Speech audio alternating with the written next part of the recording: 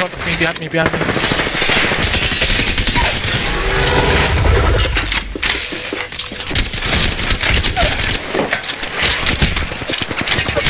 Can you come back?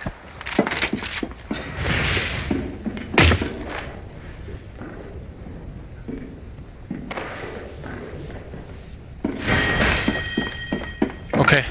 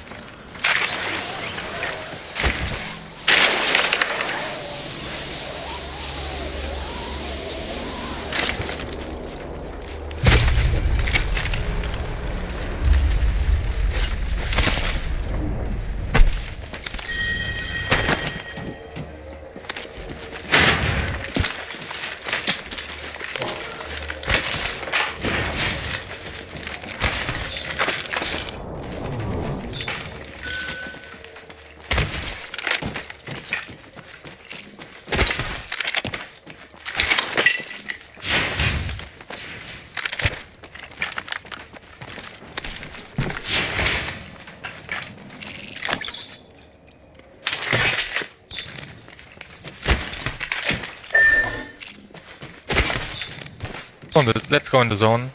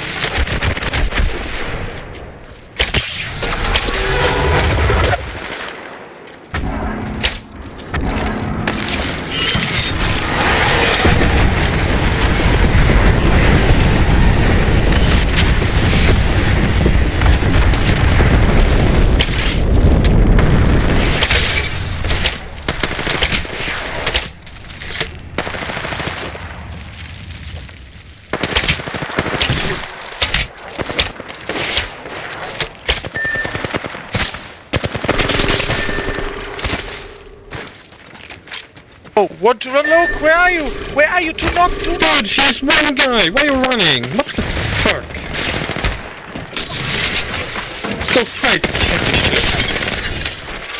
Holy shit, dude.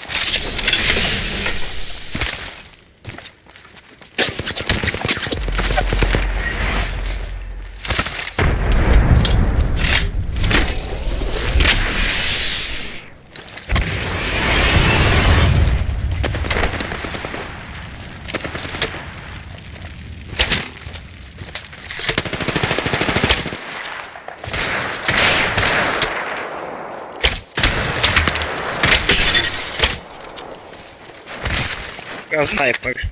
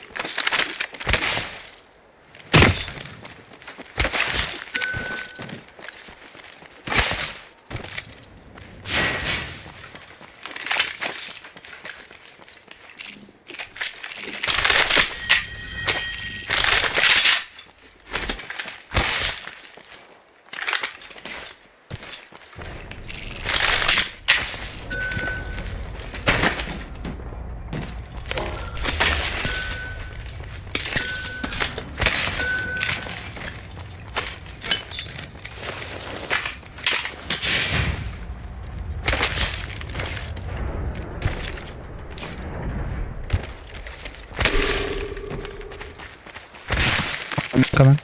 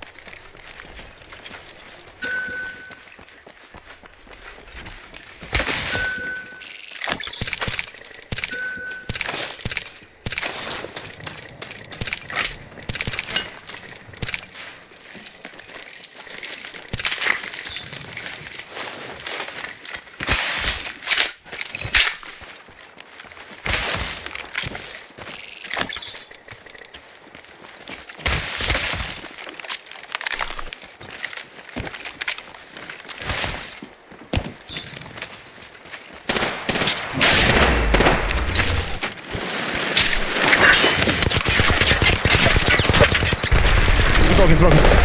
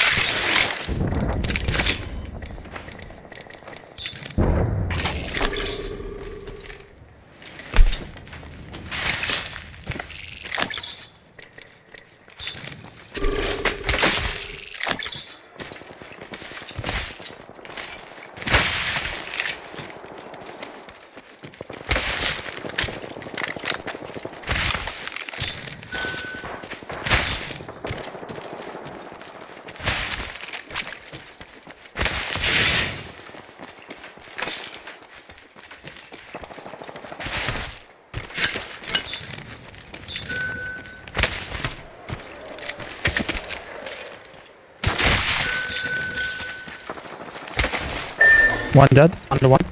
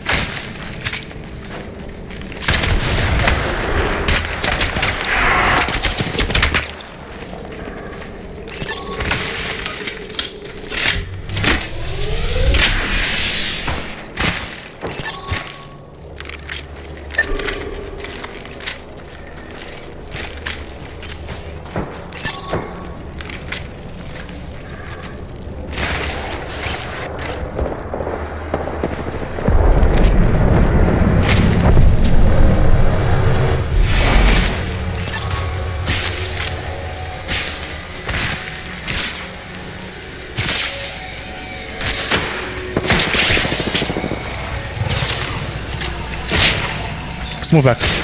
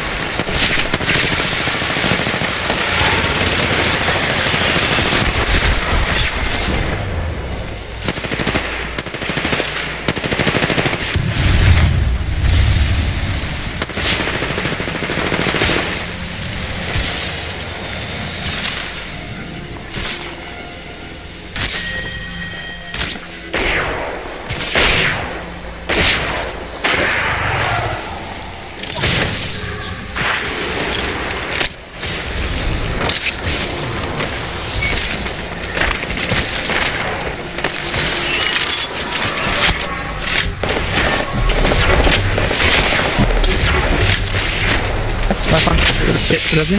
Pan.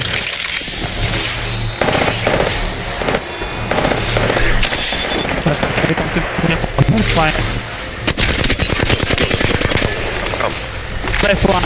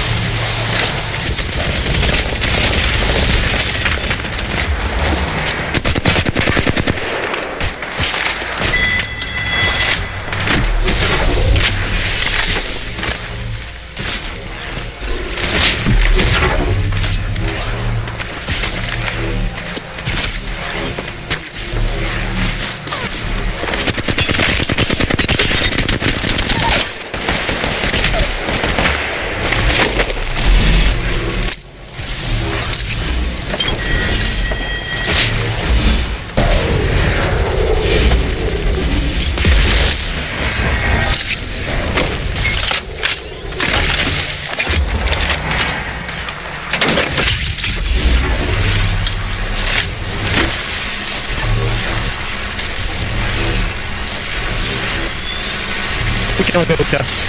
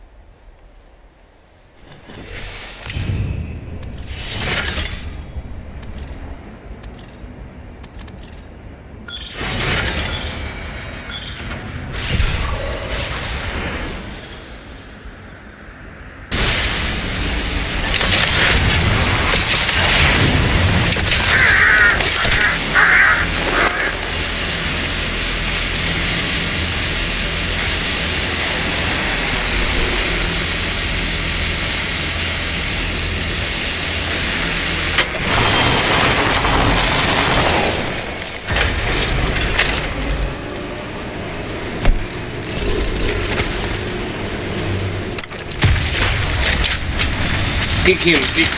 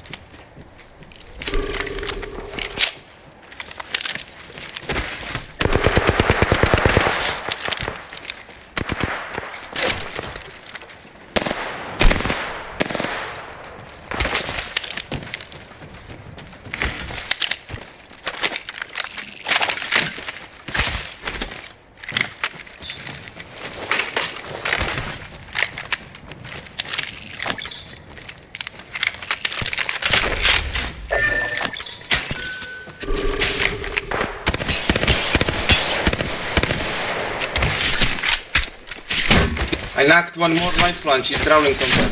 What the fuck are you smoking?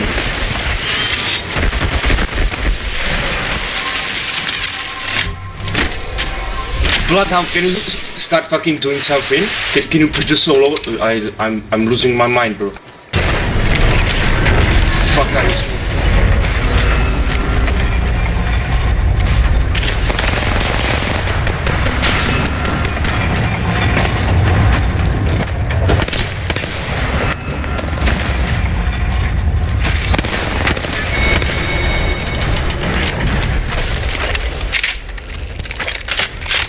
Oh my god.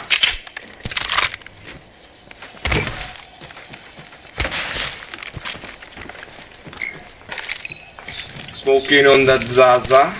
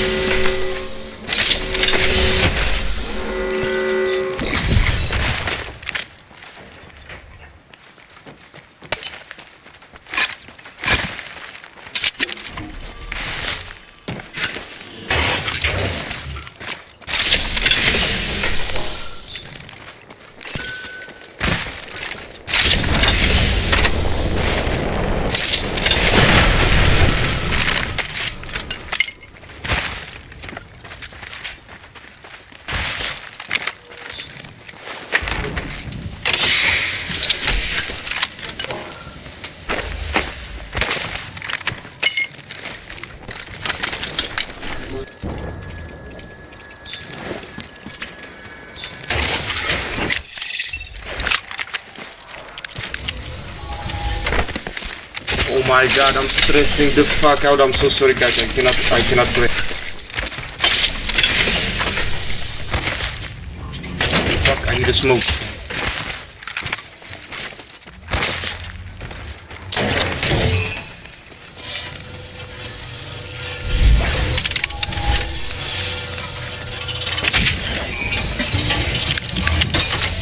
Fuck.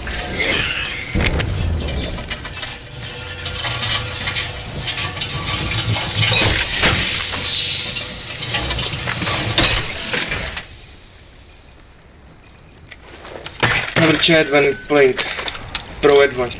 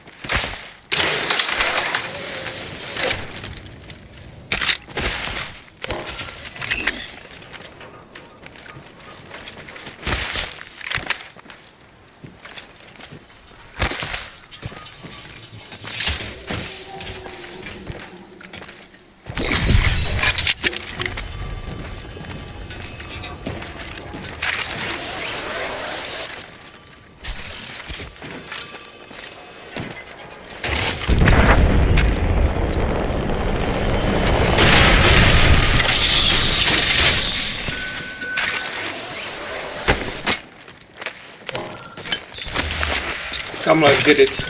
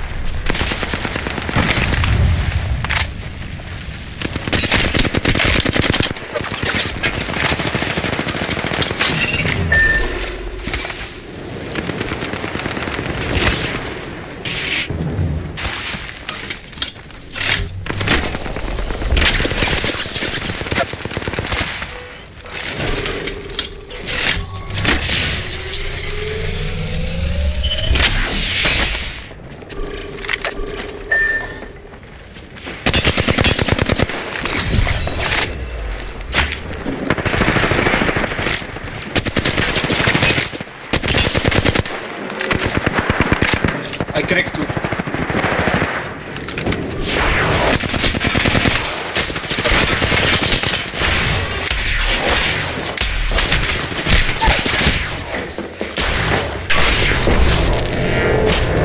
Cracked up.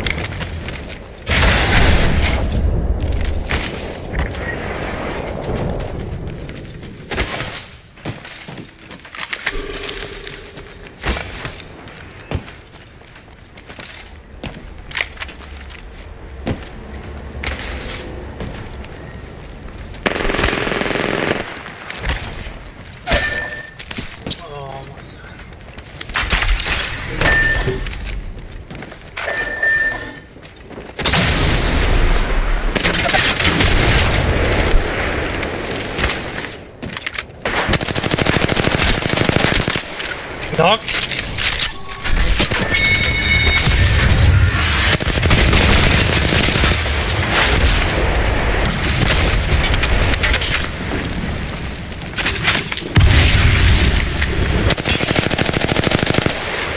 Get inside.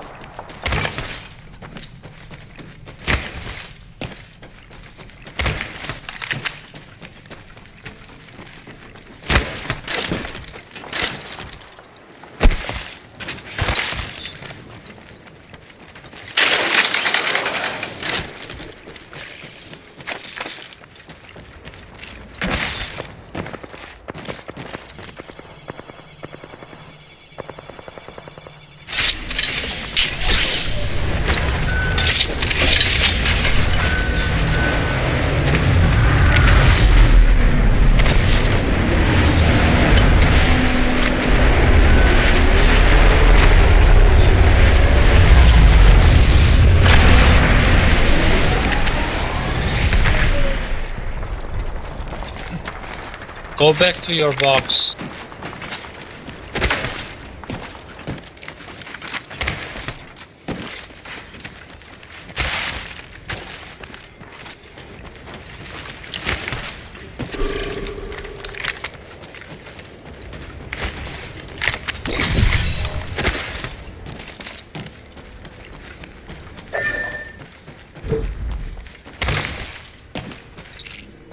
Not quick.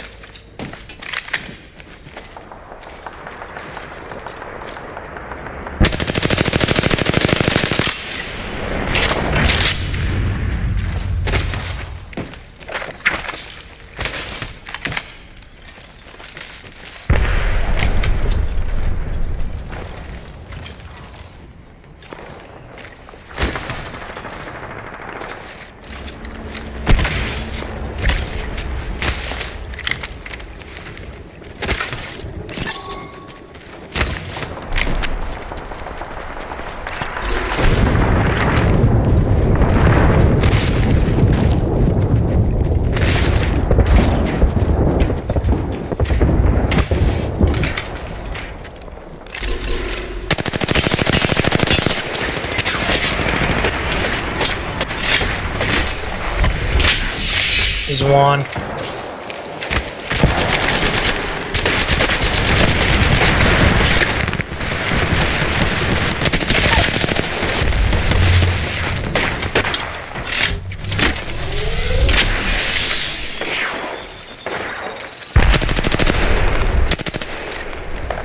Don't push, team behind us will push us. Come on.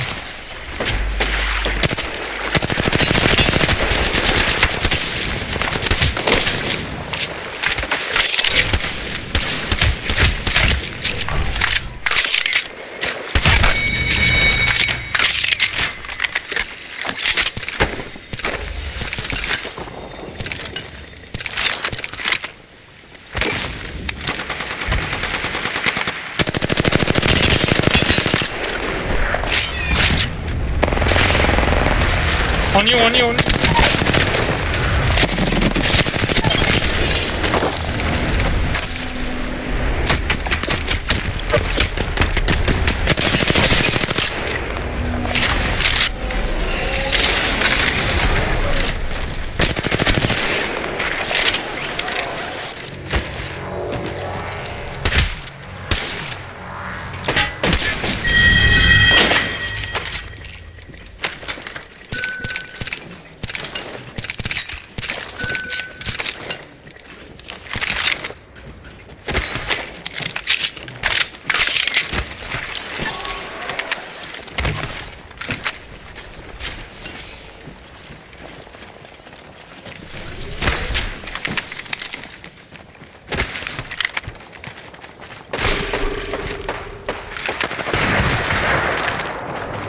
Push him, push him!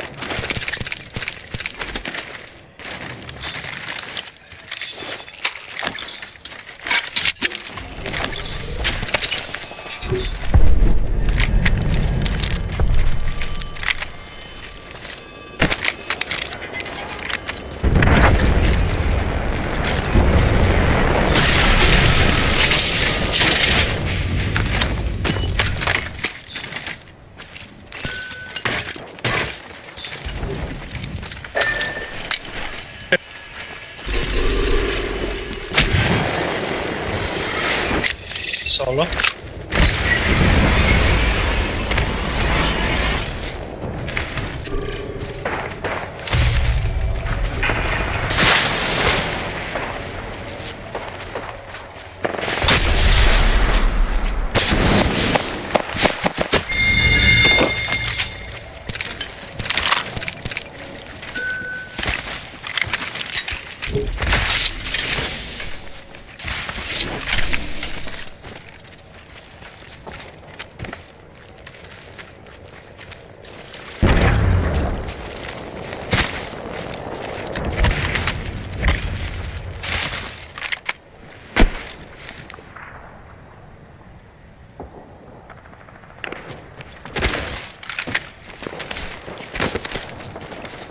Yeah.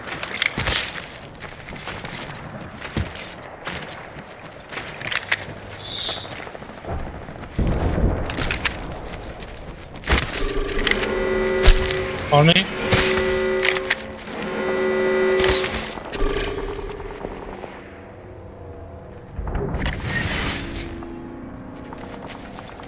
Yeah, not pushing.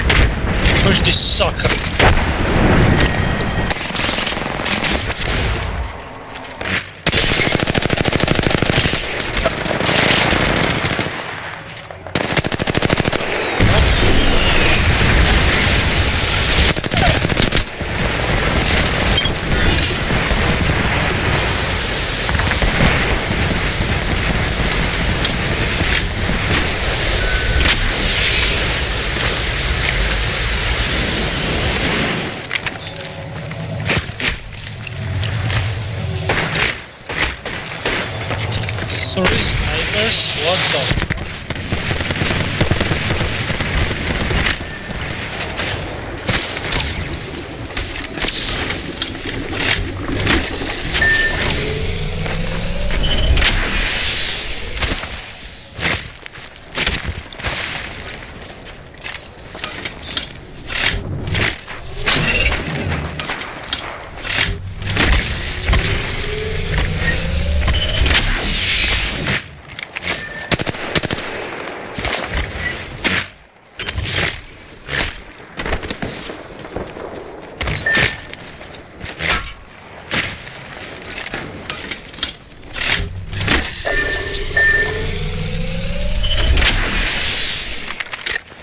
Ult out?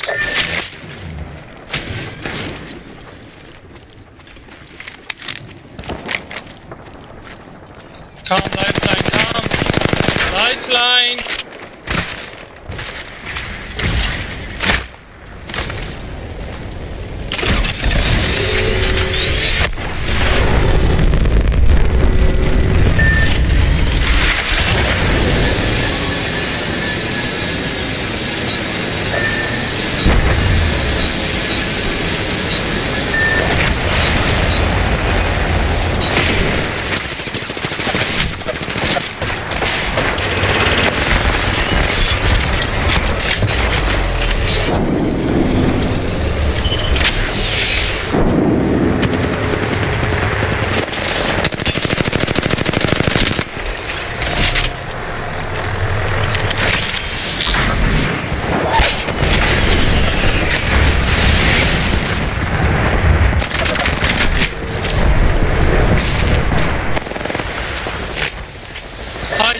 Hide.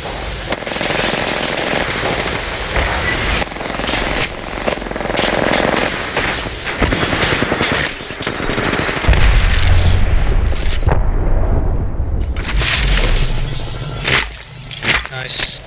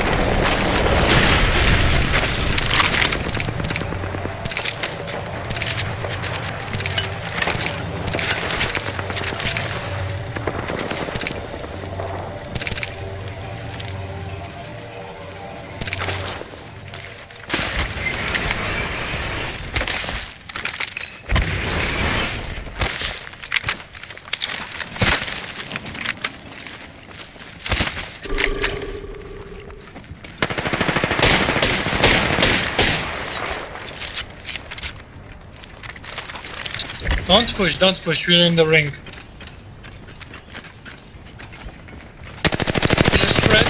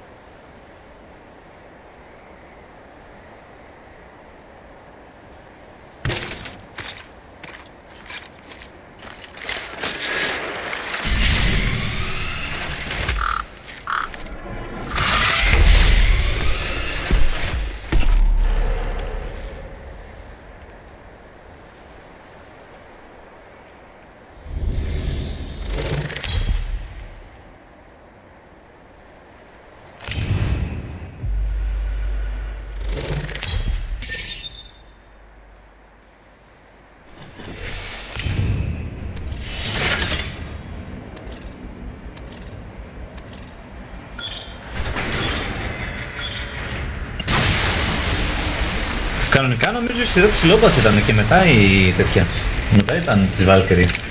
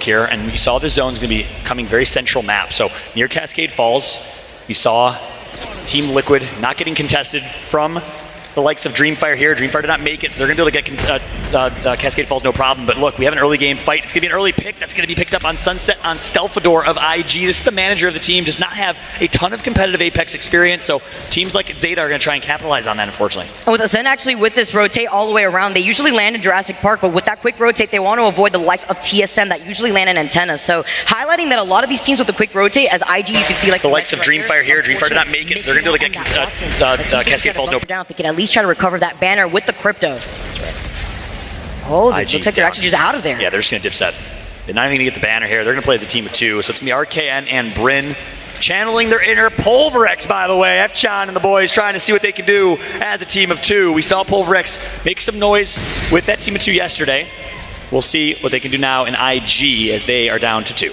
With Ascend making this rotation, they heard the fighting earlier on, which is why they actually want to go quickly rotate, but Alliance already in some early trouble with Yuki going down, Wise being the only one alive, delaying just off by the side of the wall, but you're in their line of sight. You see the Valve Tactical try to add in that extra pressure, and it's NRG who clean up Alliance, the first squad to go down in game number 1 of our championship lobby. Wow, that is a fast first kill. All of Alliance wiped and eliminated. They dropped Stormcatcher, got caught on the early rotation from NRG and got punished. NRG dropping all the way on the far west side of the map. Nice shot from them to take out Alliance on the rotate and get some early positioning here as we jump on board with Scars, a team we need to be highlighting a lot today. But look at this, our dominant team from yesterday, 100 Thieves under some duress. This team won 3 games in a row. The ARCs are getting sent out, but they've lost out on Scurry. Amu getting hit as well. Is he going to drop down? He's got the PK in his hand. You see Vaxlon has a purple shotgun bolt. It's looking nice, but they're getting shot off to the side. 100 Thieves now in a lot of trouble as Team Liquid are the ones infiltrating the inside of this building, but the third party's moving in. That's right, Fun Knock going to get revived here. 2 members down for 100 Thieves, so they have time to reset, and they got to be careful because this is third party central. Skittle Cakes. We know how nasty it is in these close quarter combat situations. Fast sensitivity, super high DPI, just switched over to keyboard and mouse a year and a half ago. He's been insane. He's got to go big with his duo duplex now. Gilderson's such a talented controller player. They're going to sit, reset. Nice shot hitting reset here. Nice nades come through as well. But is this fight worth fighting right now? You are in the middle of a lot of the action. TSM is moving in on this fight. Zeta Division is moving in on this fight. Energy is too busy actually infiltrating a building to hold on for that final circle positioning, as Optic Gaming may be in some trouble if they don't set up some of these caustic traps. And the question is, what do the 100 Thieves do in this scenario? I mean, they've been obviously happy watching Optic come in and buy them some time. I think they have to be still alive. Anmu's going to get knocked actually to the hands of Missile Swarm coming through from knocked on Valkyrie. So 100 Thieves still alive but damaged as it currently stands, and it's an Oreo cookie 3-stack sandwich here for Team Liquid. Optic Gaming, 100 Thieves underneath. And look at this, TL obviously running Loba for now. But who's the milk? Who's going to get the double dip here as Team Liquid is stuck on the high ground? They note that Optic Gaming is right behind them, right underneath this building. More squads with this building in their line of sight. They have to play this safely. They don't need to overcommit for loot because, like you mentioned, they've been rocking the Loba. This is where they found that success. Oh my goodness. Knocked Pete for 1 second and lost his shield. Wow. Scurry. They have his banner, but look at the damage. The defensive bombardment's going to come through, and it's going to put Vaxlon down to 40. Anmu. Watson. Used to be such a great Ashe player, completely altered his playstyle for his team, playing Watson instead. But look at this, Team Liquid versus Optic Gaming, pound for pound 3v3 fight. They may have gotten the lower hand against Dreamfire yesterday, but for now, they're looking great. But guess what? Skittlecake's still alive, like he always seems to be as Caustic in these scenarios, and there's no Caustic on Team Liquid. Exactly why they can't even try to push, but they're still in the line of sight of Team Liquid, as they're going to be able to get Fun right back in this fight. Nocturno trying to go for the reset. Optic Gaming need to go for the reset themselves. That's right, TSM enters the fray. Team Liquid backs against the wall, need to go big. Let's jump into a listen-in with Team Liquid last alive. Okay. Alright, good block. Everyone wants these. Sure is me. It's your lucky day. I got you. They're climbing. Just stay alive if you can. Dude. 100 deep. It for Team Liquid to the hands of Optic and TSM. They both join in on the fun. TSM gets 2, Optic gets 1. That grenade throw, make it 2 as Reps now makes an appearance with the Arcstar. See Imperial Howl now going in for the kill. The Arcstar unfortunately sticking to the little top of that doorway. They're gonna have to drop down. They're playing off of the low ground. And even in ranked, Vicky, I don't care what level you are, gold, platinum, this is such a dangerous egg building, such a dangerous fight because it's third party central. It's always an uncomfortable fight. And if I'm TSM, I don't know if they want a full send here. Exactly. They do know that a lot of teams are actually looking at them in their line of sight as Howl falls extremely lane low. They're getting pinged over by the other side. Optic Gaming now losing out on their shields. Between Reps being alive, they still have the dome, but they've already used it. Vicky, Reps is in demon mode this tournament. He's been playing so incredibly well. I looked at him yesterday, talked to him after they're barely squeaking in, and he said, I'm not losing Fallout. He's playing like he's here to win. Dupe looks like he's gone out for the count. TSM note that there's Duo right now playing from inside of this building, but can they push through this caustic trap as Nux gets taken out, leaving Skittles the last one alive from Team Optic. And the smoke screen of the caustic gas is going to blind Reps there. Hal's going to take out Skittle, and TSM gets the win over their rivals in Optic Gaming. Who wants some more here? TSM are going to be able to restabilize. They could see that they're in the circle, but with a lot of teams already rotating into where they're predicting where the circle is going to be ending, they're going to have to look out for the squads that have already infiltrated those buildings.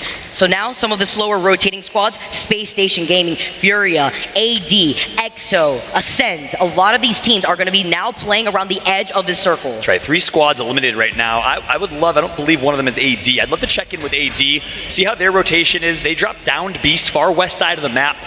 We know AD, coming from APAC North, Korean team, multi-champions, one of the greats in that region, has been so dominant. And they have Obley on their team, and I mentioned it earlier, but in my opinion, Obley, so talented mechanically. Parka, Karanpu, all nearby. I like this positioning from them. And they don't have a lot of damage to their name yet, but they do have 2 kills. Looks like this is going to be one of those Cascade Outskirts Falls Nice clear. circles. So with AD now, going to be able to overlook what was the action going on with TSM. A lot of these teams already in Cascade Falls, so they're going to be able to have that slow rotate into that next circle, wherever it's going to push. But I'm expecting it to pull more towards the left side of Cascade Falls. Yep, we just showed that overhead map a little bit ago. In case you missed it, AD currently on the far southwest side of this circle, no one nearby. Every team is predicting a northern pull here, and that's why you see the northern side of this ring stacked with Fnatic, Dark Zero, NRG, AIM, and many, many more. As AD works their way in, they know exactly where the zone's going. They've seen it before in scrims, and they'll have a pretty clear route until they actually potentially run into Dark Zero. Take a look at this map. They will actually run right into DZ and TSM nearby. Wondering here how Dark Zero is looking, because they have a really good spot. If they're inside one of those buildings, Energy inside underneath the high ground where you usually have that zip line too, on the outskirts of Cascade Falls, is also a really good spot. That's right. And then we have to look all the way south at EXO. This cheeky strategy from them, playing hard zone. I believe they have all 3 alive. Yes, they do.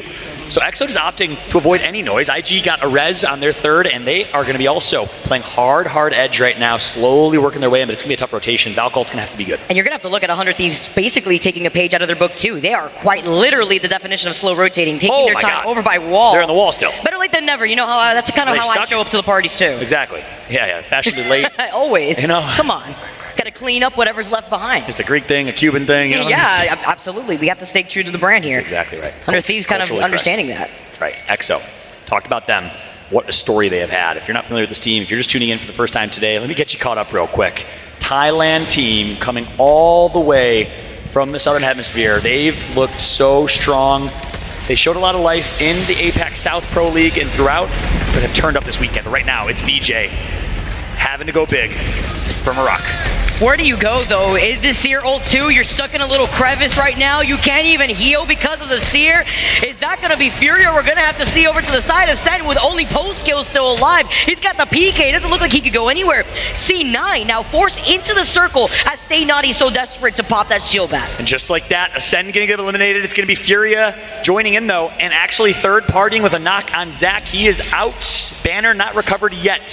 Fully leveled up Evo shields. You know that means Cloud9 is playing aggressive on that Seer, but guess what?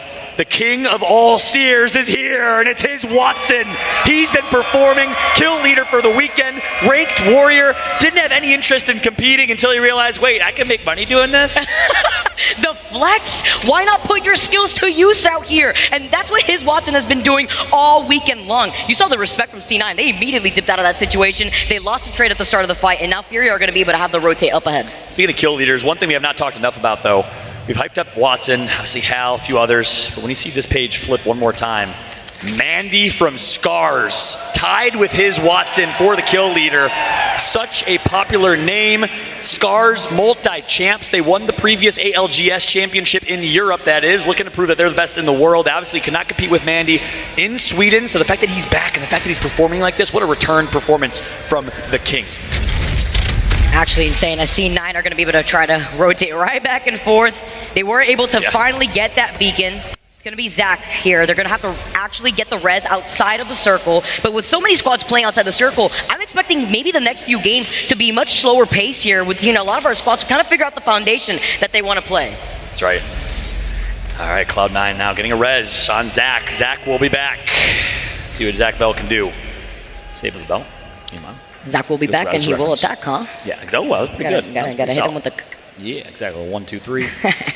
VC, IG. I'm right there with you, girl. We drop bars. IG getting the res on Stealth, their coach. Obviously, big storyline today. Not playing with JMW, reigning champ. Not playing with Noises, the IGL of this team. But one thing that's been true and we got to pay respect to is Noises has been still contributing. He's been in his hotel room watching every single VOD, sending notes, studying, coaching our RKN on how to IGL this team to perfection, and they've gotten better and better over time. And then the crowd gets so excited because what do we love? Rats. We love rats. This is the only place in the world that people love rats. I just don't get it. Yeah, I mean, I'm going to call it the Exterminator. Unless that Exterminator is his Watson, the rest inferior, then you could really tell they are the cats ready to pounce. That's right. Team Burger. We got Team Burger already taking up one of the buildings in Cascade Falls. They were here for quite some time, too. We saw on the map when we got to see where that next circle was going to be pulling. A lot of teams have infiltrated these buildings, but with the circle pulling away, it's going to be a bloodbath when they're forced to rotate around that mountain where there's a lot of open ground. I thought you stole my squeaky. Hey, that's the Team Burger squeaky toy. Oh, the mic's catching it. We got the Team Burger squeaky here. As Team Burger, what a story from them. Coming from Australia, they were arguably the second, maybe third best team from that region. Maybe behind Sutraiku or alongside Sutraiku, tied for second. Everyone thought Dark Zero was the team to beat. Guess what? They've performed just as well. They made it through, and they've looked so strong. Unsigned team, by the way. So any org is looking to pick up a top team with a lot of fans in Team Burger, make sure to make some noise. But here's the thing, there's a contingency. If someone picks up Team Burger, you got to keep Burger in the name. So it could be like the Fanatic Burgers, the Kansas City Paya Burgers. Hungry Jacks in Australia, I'm just saying, if you want to look for a great sponsorship, you got Team Burger. Oh, C9 now, they see one player low over by the other side, but notice none of these squads want to overextend. They are holding the border of Cascade Falls, looking to circle keep this team. Both teams, actually. There's two teams now approaching C9 uphill, but they have to look to their backs because, again, there was a lot of teams already hanging out by Cascade Falls. That's right, and this is the danger of playing hard edge. Teams are going to gatekeep, and Cloud9 is going to capitalize. Stay naughty. The controller demon with 3 kills to his name. He is showing up. I talked to him before the tournament. He said he's confident in his ability to perform, and he feels such a need to play a role that they have to play a big role here. Exactly, and they're playing off of the low ground, which is a little scary here. They only really have the rock for some natural cover. They're forced to play a little bit off to the side of the circle. Abraleli falling really low here. They do have that Seer ult too. They're going to be able to track where Furia is. That's right, Seer on Seer action, but Zeratricky has himself a horizon, so expect some verticality to come through with the gravitation lift. Zach also going to be getting third party. Energy wants to enter the fray. This is tough. Zach's going to push up. He wants to make noise. Zach gets good damage in. Can they follow up? Stay naughty. Oh my God, the damage is done. Naughty and Zach do a good job breaking ice. This is actually crazy here, the way that he was able to actually Furia's reposition out. at the same time. Furia get taken out. That's Space Station Gaming right behind them. The charge rifle, the wingman. Drop says, we got you, boy. Little tag team on the new guys on the block. Furia getting taken out. They say, stand down, kids. The adults are still here to reign. Cloud9 is looking so good right now. Zach Mazer, Abraleli, and Naughty performing to a T. You gotta know the calls are hot. Let's jump into a listening with Zach Mazer, the IGL of Cloud9. Part of me get fucking Shut up and focus up. Max, shut the fuck up, bro. I'm deep right now. Yo, good shit, guys. Played that perfectly. I fucking know, baby. I'm not playing afraid today, bro. I'm not fucking around, bro. I need a tournament where I pop off. Yo, ping me a fucking flatline. I need to loot. Doing that, Zach. No, bro. Zach, You need to watch energy, bro. No, I know, bro. But ping me a flatline so I can switch guns, you fuck. We're gonna get Valk ulted on. We're going to get Oot. That's why I need a flatline. Find me one. We'll get you one, bro. Ult XL, Mac. You want? Zach, switch with me so I can loot. Al, Fuck. Zach, No, trade with Naughty, bro. Trade with Naughty. I'm not leaving here. Alright, bro. I hate being ignored. Actually, I No, I hear you. I just don't have one. Whatever. I have don't have one. Whatever. I have one. I said you want it. Valcolts are coming. Yeah, Valcolts are coming. Good. Alright, bro. Valcolts are coming. Valcolts are coming. Yes. I'm looking to take off Valcolt, green. Just keep playing the left side, right? Yeah. No, I mean, if we play by me, I'm in, completely safe, and I can Super hold safe, people Ryan. from landing here. Safe here because we have like a fucking Yeah. I'm looking for oops. Play all of this, I'm looking for oops. Okay. Don't die, Mac. Come on. Can we poke out the team on the left? Valcolt, Ubing. Yeah, on our back. Wait, they're wrapping. There's zone wrap. They might come back. No, they can't. I think they just died. You guys need to pressure the team on the left. They'll run out of meds. Okay. They will run out of meds 100%. I just don't have a lot of ammo. Shit on. I got the buff. I can give you ult them. I cancel his bed, I think. Yep. I'm gonna give you ult them. I'm giving you ult them. Always the most entertaining listen-ins when you hear Cloud9 on the comms, but TSM lights up the kill feed with some kills of their own. Cloud9, kill leader and Naughty, TSM takes it over. GMT, though, is in a great position to win this game. This is looking so good for them. There were so many teams fighting off to the side here. GMT, IG, and Fnatic. They're going I thought I saw a Valkyla's team cup. I got so excited. Never mind. I take that back. They have Seer You were and really Watson. on that. That's a change-up. Yeah, GMT going Seer and Watson. I like the team comp. They get early positioning and they have fences. Team Burger, though, not looking good. Kind of the risk, right here with the gold backpack Reds coming in. Team Burger trying to fight for their lives as the bombardment falls and rains on top of their heads. Garo going down. MT unfortunately getting finished off. It's really up to Waltzy here if he can actually manage to hold down this position. Yeah, Waltzy's gonna have to rat his way to success. Space Station eliminated at the hands of NRG. Waltzy, lone controller player on this team, was on Sutaraiku, left and joined Burger. Thought it was a step up, and boy, was he right. Let's talk about Energy's game plan. Let's talk about what we've seen from Energy within the last 2 days. They've changed things up a lot. They have a lot to prove here, and they're looking to play for positioning. At TSM, more, as they're going to be able to eat nice tonight. Team Burger gets taken out as they keep cleaning up a lot of the lobby. Overall, 9 kills in favor for TSM. Yeah, TSM's like Majin Buu right now. With every single kill, they get stronger. And guess what the last kill they just got was? It was a big old juicy burger. TSM with 9 kills to their name already. They are performing, and I, again, was chatting with Hal. He said, I would rather have 0 points going into a match point final. Why? There's pressure off your back. I would rather play from behind than play from ahead, and TSM showing why right now. They've already gotten 10 points. Now let's see C9 now. They're the ones that have managed to get some points in their favor. Stay Naughty, losing out on that shield. Zach now playing around the edge of the dome. He's not overextending. He wants his teammates to be with him. They're at a health disadvantage as Stay Naughty's going to reset with the shield bat. I'm sorry, this is bad timing. I'll bring some after. Zach Mazer now on board. Just got a text from Nick. Zach, good shots. PK's gonna come through. Mandy and Scar's gonna get taken out. Imperial Hal gets knocked from Fnatic. And just like that, Zach is gonna eliminate the majority. The heart and soul of Scar's. Taishin is out as well. And Zach and Cloud9 and TSM performing. Look at the way that Fnatic is positioned right now. They're on top of the roof. We do note that there was already a team right underneath them. I believe that was GMT. IG right there too as AD get eliminated. NRG are cleaning up AD here. TSM helping them out at the same time as they were already eliminated beforehand, but they still were able to get some knocks. Ooh, a little flick of the wrist right there from Fnatic, representing Japan. Matsutasu, Meltstera, but Cloud9 has the angles, they have the high ground, they have a slight god spot here, but the zone's not pulling to them, so it's not ultimate god spot.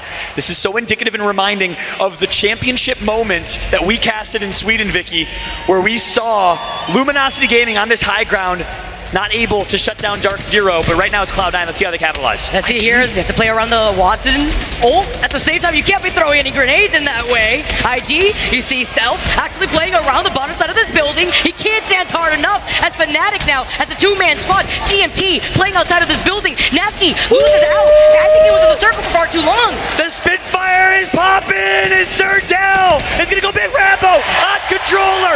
Takes out Fnatic.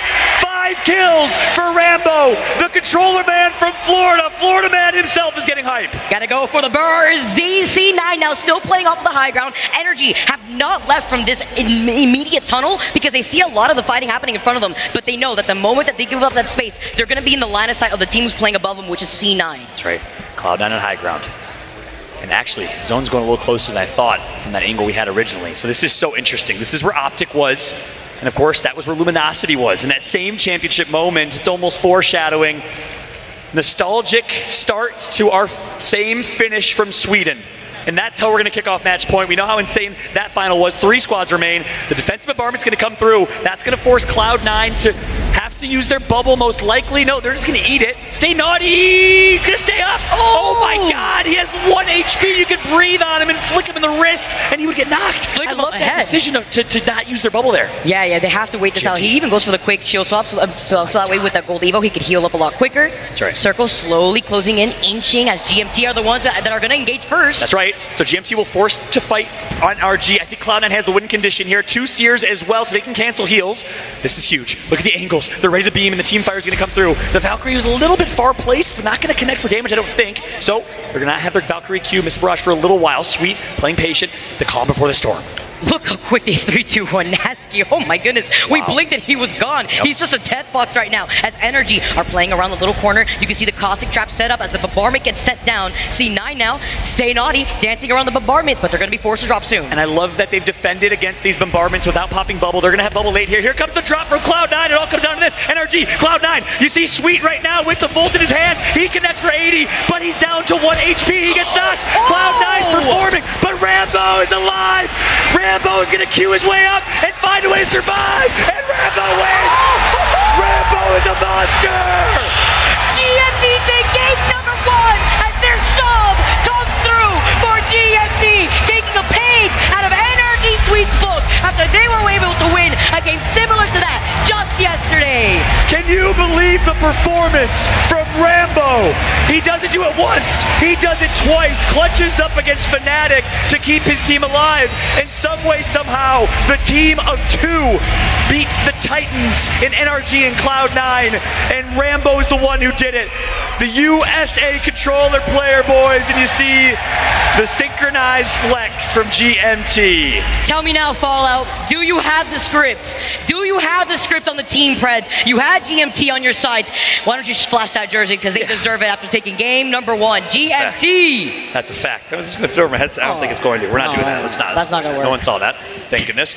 I do know. Listen, when you believe, you believe. And when you believe in that man right there with that luscious hair, it's Rambo.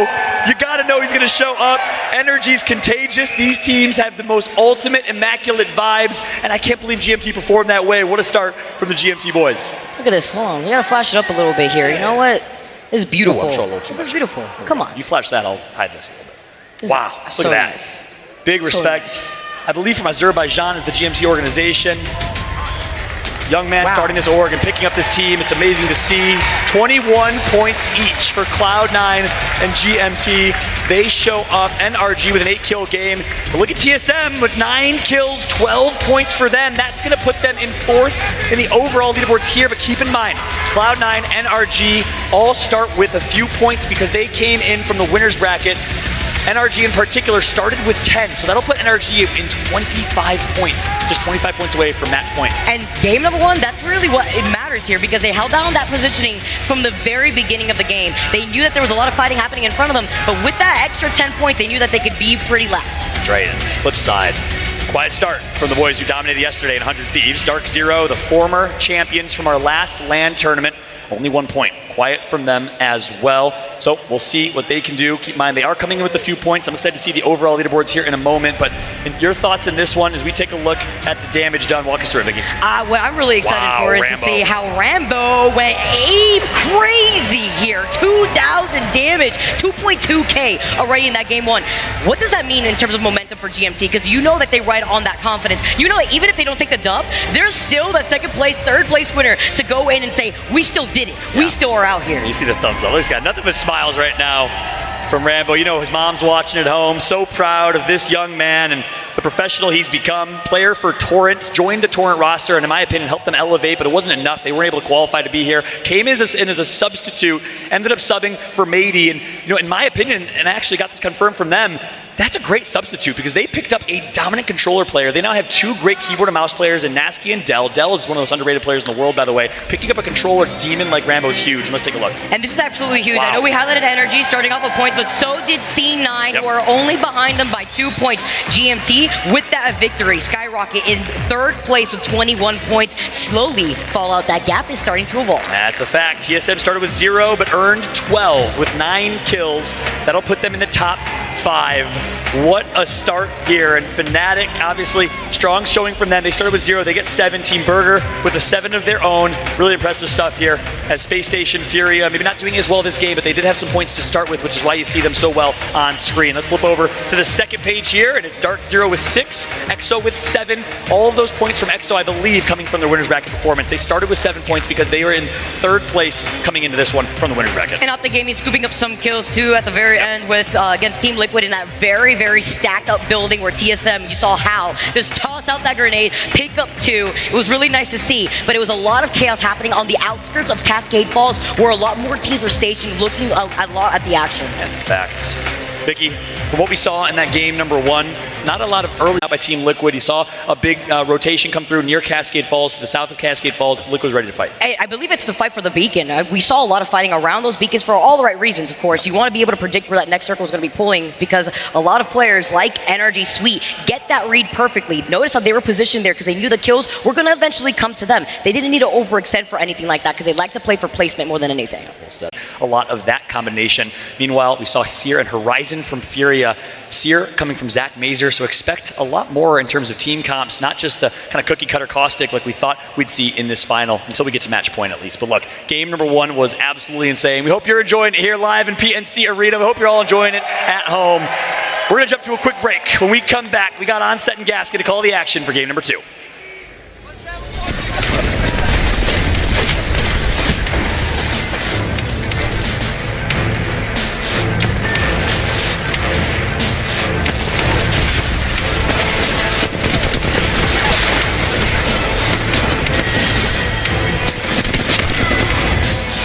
Monster Energy, the official energy drink of the Apex Legends Global Series.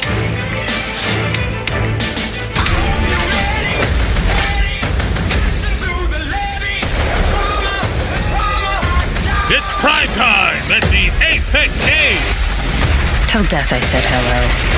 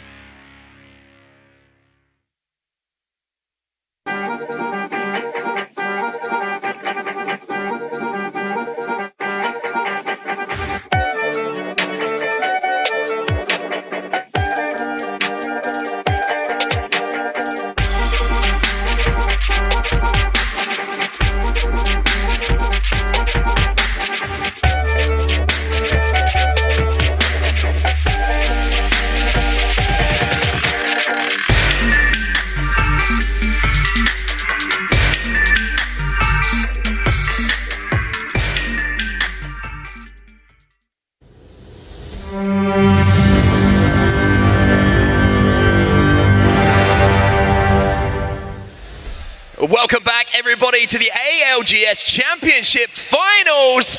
And what a start to the day we have had here. GMT coming out of the blocks hottest on Storm Point with a huge win on map number 1. And GMT, one of the few teams who hadn't actually got a victory all tournament long coming into these finals. That is so important to break that duck, because it gives you that belief that, okay, as we go into match point format, once we reach match point, we can get a victory. And you saw what it meant to them. I mean, what a play by Rambo at the end. Yeah, absolutely ridiculous play by Rambo coming in, and what a story it has been for this team. Rambo coming in as a substitute and saying, hey, I'm not here to take part, I'm here to take over. The man has won games in a way which he's gonna, do all of his teammates proud. But there's other stories here, Dan, from that game number 1. Yes, GMT, a huge game number 1, but we have to keep that match point format in our minds. NRG are now halfway to hitting that 50-point mark. I think that when NRG were in that final circle, I think that would have been in their minds. Okay, we've already started with 10 points here. As long as we get a nice and consistent base as we progress, we should still be the first team to get to that match point. And granted, yes,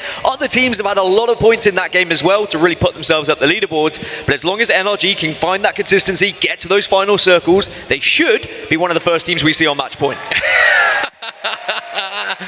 You never disappoint us, Raleigh. Honestly, every single member in the crowd has been popping off all weekend long and all week long. I forgot we've been here for 4 days as well. This is the 4th day of the ALGS Championships. But Sweet leading the troops once more, and I think it was such an important performance for them. It kind of continued that play style we saw from NRG when they had that successful winners bracket run, right? They're all about prioritizing that quick rotation. Center zone is where you are going to find them, buried in the ground. They don't want to move until that final moment. It really is impressive how NRG approach Storm Point. We're seeing a lot of different play styles and a lot of different approaches as it comes to this map. There is a lot of teams who just kind of want to run, they want to fight, they want to play edge, but NRG, they're still sticking to their guns, sticking to how they want to play. And C9 as well. C9, a massive, massive game for them. It always was kind of a rags to riches game for them as well. We saw them lose one player very early on. Zach Mesa did get knocked, but a bit of a brave play, a ballsy play coming in for them to get that banner back, play it on the edge of that zone, and then most importantly, I think there was a really important moment for them. They were having that battle with Furia. It was going on and on and on, and it never felt like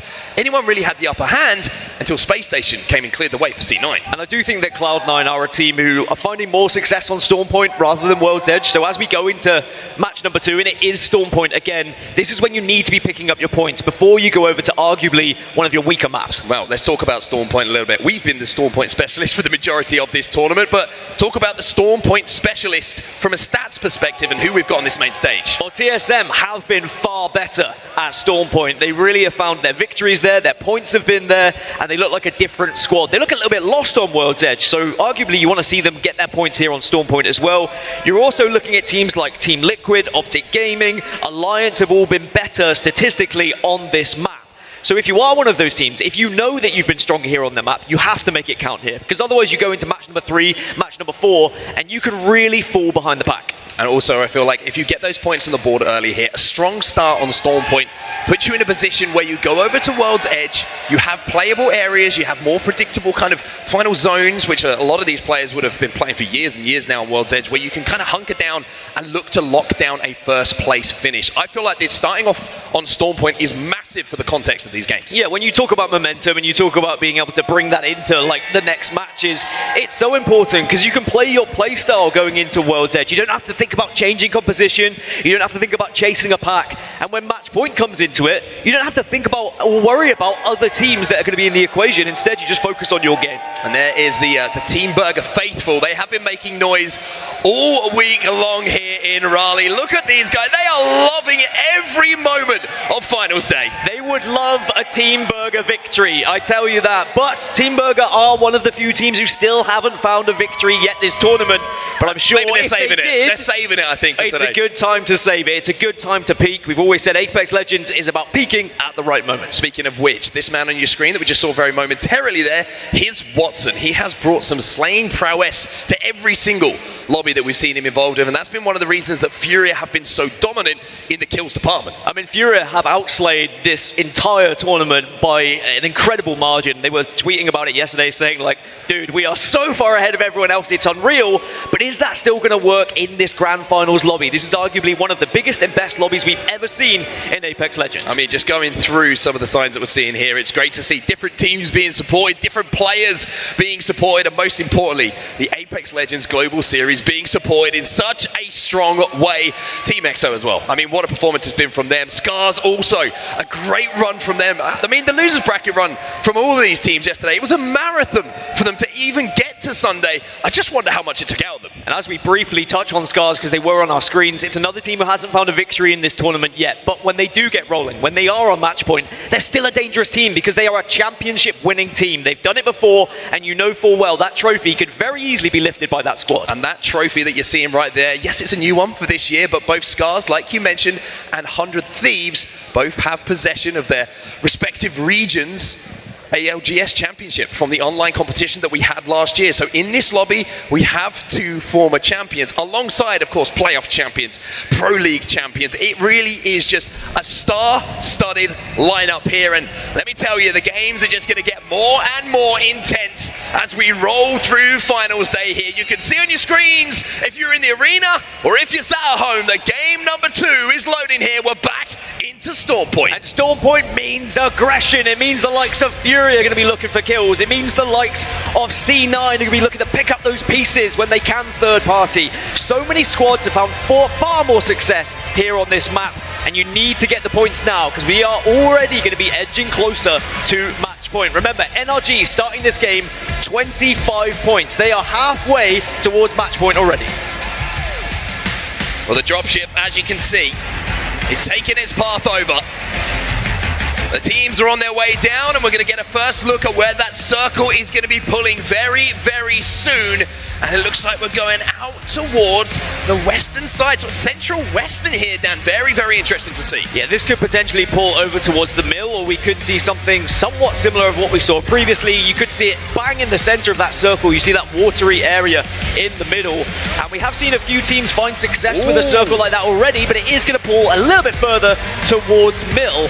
And you could argue this is perfect for the likes of Optic Gaming, who do drop in mill. They could set up, but at the same time, Optic sometimes do like to play edge. They do like to kind of rotate in late, so it's whether they will leave this or whether they are going to set up, hunker down, and prepare for a potential victory. Just looking at some of the other teams in the vicinity of where there's beacon information, where the circle will be pulling as well. You have IG inside of there. Victus Gaming, a strong performance from them in game number 1 as well, and NRG not too far away over at checkpoint as well.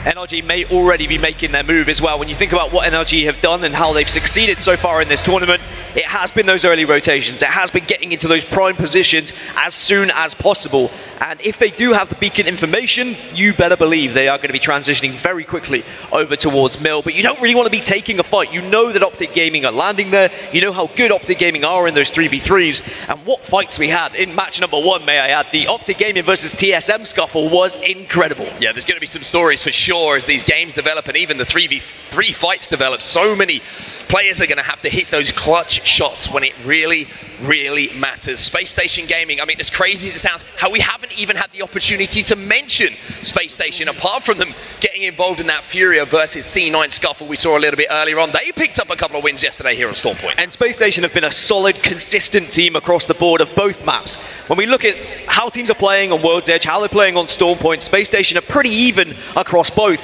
And I think that's very impressive. Yeah, that can be shown in their performance. When we were in that winners bracket, I've spoken to a lot of the pros, and they were saying that winners bracket lobby was the toughest competitive Apex Legends lobby anyone had been involved with. Space Station, if you're looking at them and saying consistent, they came 3rd in that lobby, which shows how good they were. And the toughest lobby until now. Like, it's just become even more difficult now we've got to the grand final, and suddenly now your share of $2 million is also on the line. Remember, first place takes home $500K. This is life-changing money for a lot of these players on the stage, if not all of them. Liquid already looking to try and make a little bit of a rotation here. And they're going to get the knock as well. You got to be careful. That missile swarm can hit hard, and Nathan has already gone down. Yeah, Nathan down here for NRG, and what a topsy-turvy day it was for Team Liquid yesterday. Storm Point was not good for them. 3 games where they were contested, and 3 games where they got no points on the board. But for now, they're looking a little bit more solid. The same cannot be said here for NRG, as Nathan has fallen. Sweet's having his shield cells broken as well, or having to use the shield cells to get the shields back up, I should say. And Rocker's just trying to get anywhere near him to get this game back on track. How desperate did Liquid get for these kills, and who else has been able to hear this commotion to potentially pick up the third party? But NRG just doing what they can to stay alive at the moment. But Sweet goes down, and NRG, this looks like the beginning of the end here in match number 2. One player alive for NRG. Not the start they would have wanted. I wanted to talk about how impressive they have been as well. Maybe not this game the best opportunity to do so, but here comes Team Liquid again. I mean, the flatline shots very, very crispy from them. And while we do have the opportunity not only to talk about Team Liquid, just a quick mention, the toughest lobby, like what the pros were saying to me, NRG dominated it, Dan. First place, 92 points. To put that in context, if you missed it, second place Furia, 67. That is a chasm when it comes to points. I think what was important was the amount of victories that NRG were able to find as well when we talk about match point format. But Ascend, they're in a little bit of a troublesome situation here over in the mill. A lot of the teams have already rotated to the mill. They realize that this is going to be one of those circles that's a little bit more predictable. They've seen it before. They know how to play it. But there is not much room to play when it comes to mill, especially when you realize that Optic Gaming dropped there and would have already set up shop. Yeah, Optic are still here, just to the western side of the mill, towards away from these two sort of huge buildings that are in the middle of it. Another team who's going to be pretty happy, I wanted to just mention, is going to be Team Liquid. The building they're holding down and the fact that they're playing Loba as well means they're going to get resources. They're going to have ammo to play with. They're going to have potential shield swap batteries as the bodies fall in and around them as that zone starts to close. And now Alliance, they did it the Alliance way, as they would say themselves. Looked a little bit shaky on the first couple of days, but when it mattered, they really did turn up. Speaking of which, turning up, Kishira has unfortunately gone down, and it's going to be Optic Gaming who are in the kill feed. But even though we've lost a couple of players, we still have all 20 squads up. That includes NRG, who were the first team to really lose some players, but they've still been able to scarper away, stay alive, because we know how important it can be to rat your way out, get those extra couple of placement points, because they really could make the difference for getting to match point. When you spoke about Alliance, though, they definitely made it difficult for themselves, and already today they started off with a tough game 1. They lost a team fight. They just need that confidence, I feel, Alliance. They need to win one of these engagements, start to get that belief in themselves once more. It's all about that first engagement, I feel, for Alliance. Not just in a game, but maybe just for a day. If they win that first 3v3 they're involved with, they start to roll and they start to find form. Speaking of rolling, you're going to see a couple of players rejoining the game, and it looks like NRG are back up to 2. Unfortunately for Sweet, though, the IGL is going to be out of the game, so he's going to have to watch from the sides.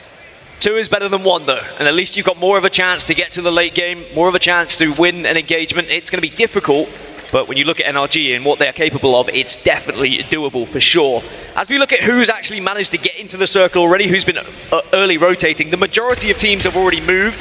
Obviously, NRG had to back out just so they could get the res, but teams that are going to be late, SSG, Cloud9, EXO, TSM also very firmly on the edge at the moment as the Spiders get eliminated. Spiders taking center stage here, and minus celebrities in Raleigh throughout the tournament. Every time we've seen them trying to approach a couple of players and obviously fall the level of pro play that we have in front of us. There's been a cheer, almost a sarcastic cheer going up from the crowd, but we love every single moment of it. But for NRG, they're not loving every single moment of this second game of the day. They've got a tough road ahead. It's a tough road ahead for all of the teams that are rotating in late actually, because there isn't much room to play with when you do arrive in that circle.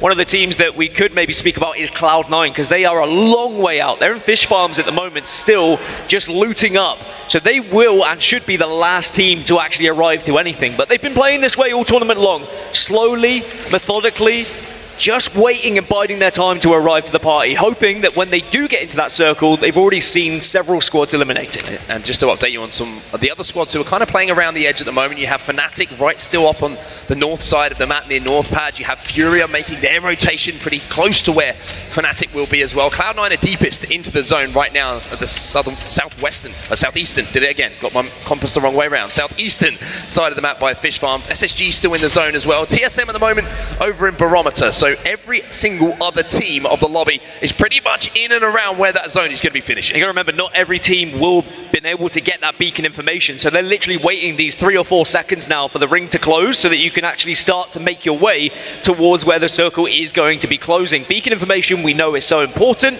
but it's also difficult to try and achieve when there is not a beacon at every single POI. You have to sometimes think about your strategy and how you are going to rotate accordingly, but now you've got that info, I'm sure we're going to see TSM make a move. Fnatic, though, are under fire. We said they were going to be one of the late rotators. They are on the edge, but another team wants to get scrappy with them.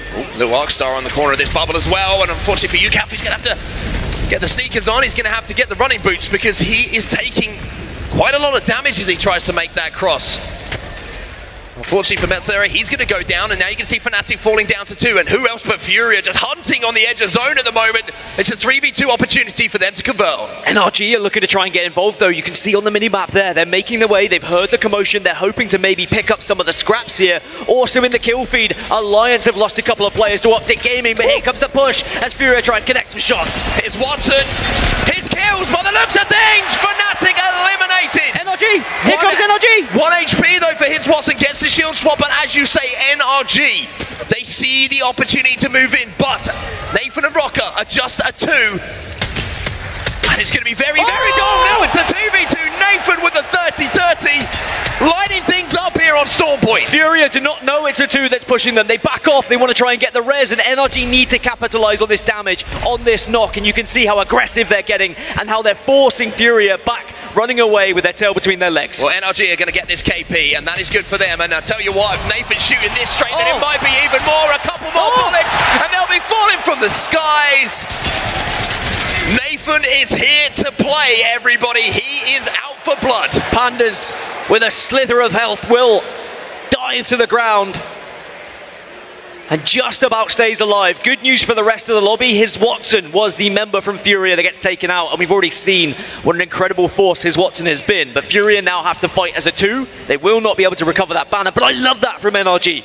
They hear that there's going to be a fight going down. They know they could potentially capitalize on damage that other teams have been able to do. They made themselves big. They made themselves look like a 3. They also hit some incredible shots as well. Well, the interesting thing here for NRG is that Sweet, obviously, of this game, he will be able to IGL and watch the screens for sure, but not enough of the light has been shined on these 2. We always talk about Sweet, the IGL, the micro decisions he's making in the end game. You need 2 players who bring the brawn as well, and that's going to be Nathan and Rocker. These guys, you get a bubble down, you have a fight, you have to win. It's very, very rare that these 2 will not be doing the damage to clean things up. And it's not going to be the easiest way into the circle for these 2 now without the Valkyrie, of course, but because they've eliminated those 2 teams that were close to them on the edge of that circle, they should have a fairly comfortable walk in as long as Furia don't come back and try and bite them from behind. Well, for now, it's going to be a little bit of a lonely walk for NRG. They've not really got anyone in the vicinity that's going to cause them any problems, like you mentioned. Just having a look over at our map as well, 100 Thieves slowly making their way in. And I mentioned Team Liquid in that building early on, right? That's exactly where this zone is going to be ending. So Team Liquid, a team, I mentioned their trials and tribulations yesterday. They were 11th place in that winner's bracket lobby, just a point or so off of being able to qualify through. They had to run through the loser's bracket. They had to scrape, claw, fight, whatever you want to call it, to get to this grand final. And in that last game, they managed to do what they needed to do to just about get into today's action. Speaking of getting into the action and getting back into the action, it looks like his Watson is going to come back for some revenge. Yeah, I said it was good news for the lobby that he was out, but bad news for the lobby, he is back. Alliance, you also saw in the kill feed, are eliminated in the early stages once more. It's another slow start for them, unfortunately, here on Storm Point. But as we get a map overhead and we can start to see where some of these teams are playing, EXO and Scars, they're in a scuffle. Surprise! Scars around that corner and they're playing a little bit ratty. EXO, though, trying to get the ARCstars down to even things up. No knocks as yet, but oh my word, Taishin takes so much damage, as do Mandy and RPR, and now they're going to get pushed. Oh my god, EXO do not care if you've got shields. They do not care if you get first damage. They want to make this ugly. Nice gas. It's a 2v2 at the moment. Taishin going to be the last remaining player. No, it's Mandy. Big stick. Now the Peacekeeper has to hit, and EXO eliminated, but here comes Zeta Division. The third party arrives. It's a party you never want to be involved with. If you're one of those first teams who are fighting tooth and nail for any kind of advantage. Last player just trying to scarper through the zone at the moment. Sunset's trying to lock him down and make sure these KP go to the way of Zaya, but I mean, what a moment that was. You thought that Scars had the advantage, but here comes Dark Zero now, and Taskmaster has no idea that Shark is behind him. It's just team upon team upon team at the moment. One more joining the party to try and get those KP, to try and get those extra points on board. But TSM are going to be able to use this as an advantage. TSM were nearby. They can now Valk all over these teams and try and take a better position. Oh, just a little bit of damage is going to force a couple of players from Dark Zero to retreat down to the low ground here. Grenades go down. It looks like a reset has come in and a res, but Dark Zero, quite simply, they do not care. Gem Burn flies in, Taskmaster goes down. And TSM are pushing this as well. TSM have heard it, they've got on top of the hill, and TSM are joining this fight. Now suddenly there's so much KP possibilities, and TSM are sending it at this squad. Well, Gem Burton picks up a couple here. He might be able to get the clean wipe here. It's Gibraltar versus Gem Burton. He'll go down. Sharky has to finish this off, but as we know, just around the corner is going to be TSM. But can they capitalize? It looks like they'll finish a couple of the knocks, but it looks like the KP might have just escaped them. But TSM are not going to be the last team to this party. C9 are coming, Burger are coming. Everyone wants to get in on this action. Everyone is hearing this commotion and thinks they can do something. But Scar's still alive. Somehow or other, RPR is still fighting here. And it seems like he's going to elongate the game for just a few more moments. Team Burger still overlooking all of this action. Scars eliminated. RPR did what he could, but Vaxilon was there with that 30-30, that darn 30-30 to pick up yet another kill. Because TSM gave up this high ground, Burger have been able to take it right off them. C9 are now trying to escape from the fight, but 100 Thieves are in the vicinity. They've also heard what's happening. It seems like all these teams playing edge, playing late rotations feel like this is their chance to pick up some KP. 13 squads now left. We lost a lot in those last few moments in that fight in this southwest area. And now all these teams are starting to think about zone, starting to think about trying to rotate in. I think everybody who's approached this lobby today has tried to approach it without fear. And sometimes that means we're going to get a little bit of crazy fighting that go down in these early stages. The adrenaline is flowing. The triple take not quite connecting for now, but as the shots don't connect, let's see if the comms do. We're jumping into a listening now with Team Burger. Team Burger. I don't know how safe it is. If not, I think they're going to fight. They might. We just got to play like down here. We got heaps in. Yeah, I agree. 100% I agree, dude. Okay, really good play. They're fighting here, I think. I'm going to walk in now. Yep. Yeah, we're good. I'm going now. Okay. Somebody else. I'm staying up a little bit. Shoot these guys! 50! I don't these guys to fight again. Land it here. Yeah, look to bully.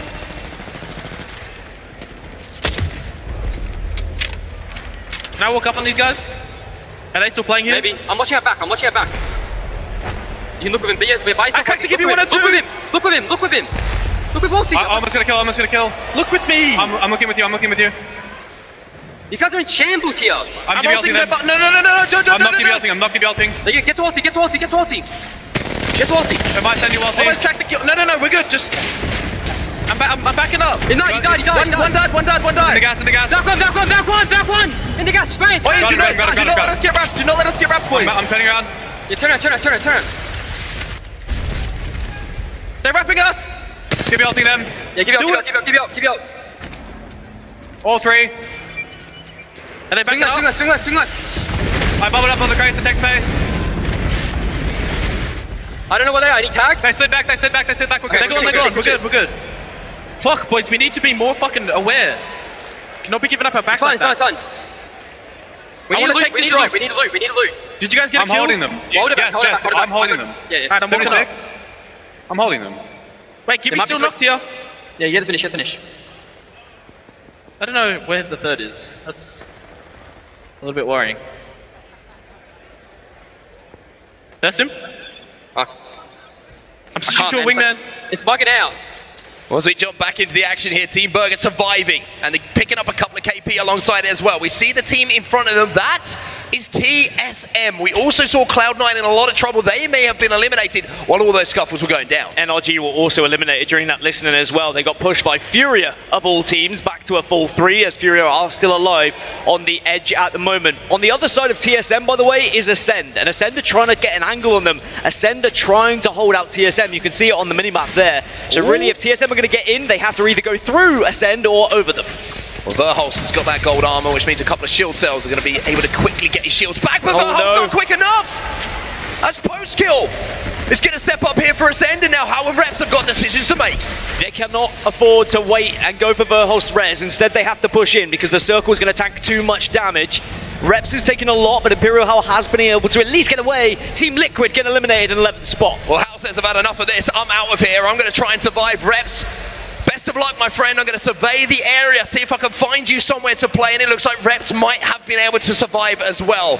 So TSM slightly separated from each other as we've seen Burger also make their move onto the top of one of these buildings. And who's dead center? Of course, Optic Gaming. They landed here and now they wait as GMT are winners of game number 1. They've also found a building. Space Station get eliminated in 9th place. TSM Imperial House just been taken down as 100 Thieves join the party. And now it's all up to Reps. The Kraber is the difference maker.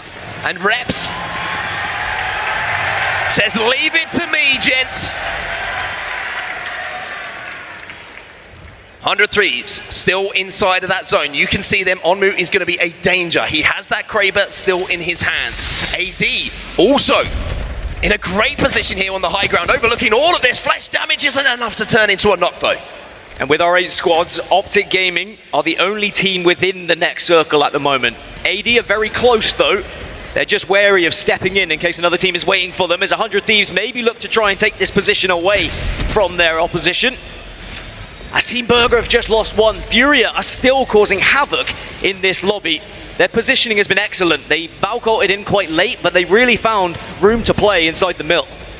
You can never forget about Furia. They will come back and they will take the fight when it's needed.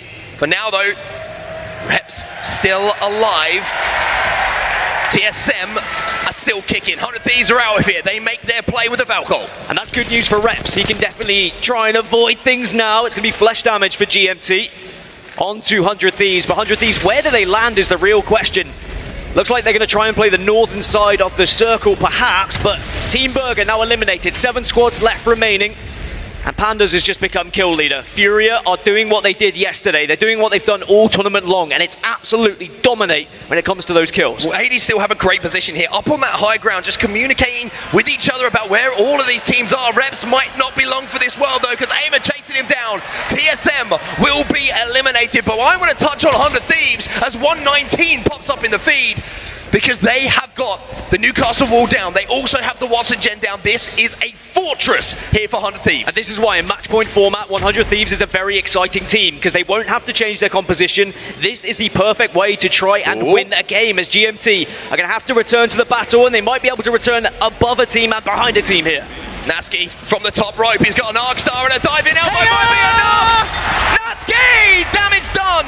But GMT need to do more. He will fall. It's all up to Rambo once more. Rambo's done so much already in the previous game. He's still alive and he's still going unnoticed at the moment. He should be able to stay alive for quite some time, as there's still 6 squads. Onmu once again in the kill feed with that Kraber, though, for 100 Thieves. Rambo in this position before. He's thinking, I'm good with this. I did it last game. I can clutch up when it matters for GMT, but look at AD. They have been dominating the height in these situations for so long, as Rambo maybe gets lost. That hair gets lost in the thatched roof. You can't see him. Maybe Onmu's going to find someone, though, poking up with that Kraber. Optic Gaming were eliminated. They do drop mill, but they weren't able to get to that final positions into that top 3. Surely Rambo can't do it again. Surely we can't see another clutch from the GMT newest member. But AD also in a very commandable position, but oh my goodness, Carapace somehow just stays alive. Someone get that man a band-aid, he's going to need it. Oh my goodness. I'm nervous. Nobody say anything. Nobody say anything. Rambo's laughing. The rest of the lobby won't be in a minute. I'm pretty sure last time I saw those kind of moves, it was Nicki Minaj on the screen, not Rambo. 4 squads remaining. 100 Thieves have been able to get high ground at this point, and they should be able to really destroy those who are below them. They just need to make sure they avoid the Jibby bombardment at this point, and still somehow Rambo's alive. They might be able to, though. Still 4 squads remaining. GMT will be eliminated. Rambo trying to be sneaky, Trying to go undetected. Unfortunately, gets sniffed out finally by AD. Down to 3. AD, 100 Thieves, and Furia are still alive. Furia are below them. They've been slaying through this lobby. 10 kills already, and they're looking to try and make it an incredible total. 10 kills already. The last time we saw them, they were hitting a res beacon. So here's Watson, ZEoS and Co doing everything they can as the bubble now goes down for AD. AD get that damage. They get the knock on to Scurry too. And 100 Thieves, they might have lost 2 now, but where are Furia? Furia waiting. They're biding their time, and now here they come. Here comes Furia. They're ready to bite. They have the low ground. It's now AD versus Furia's. 100 Thieves have fallen. Big damage though onto ZEoS, but it doesn't matter. At one point, this game looked like a lost cause for Furia, but they roar back and they take game number 2. Like a phoenix from the ashes. They lost 1, they come back into things, and they absolutely slap this lobby around. And this is why Furia are one of the most terrifying teams in match point format, because the amount of points they've just gathered, they are going to be so close to getting to match point already. They have that pop-off potential. They have that ability to drop 30 bombs. An incredible performance, the way they rotated into zone, and the position they were able to find in that final circle as well was top tier. Another great performance coming in from AD as well, going about their business too, really representing the region so well, but also involved in that final fight.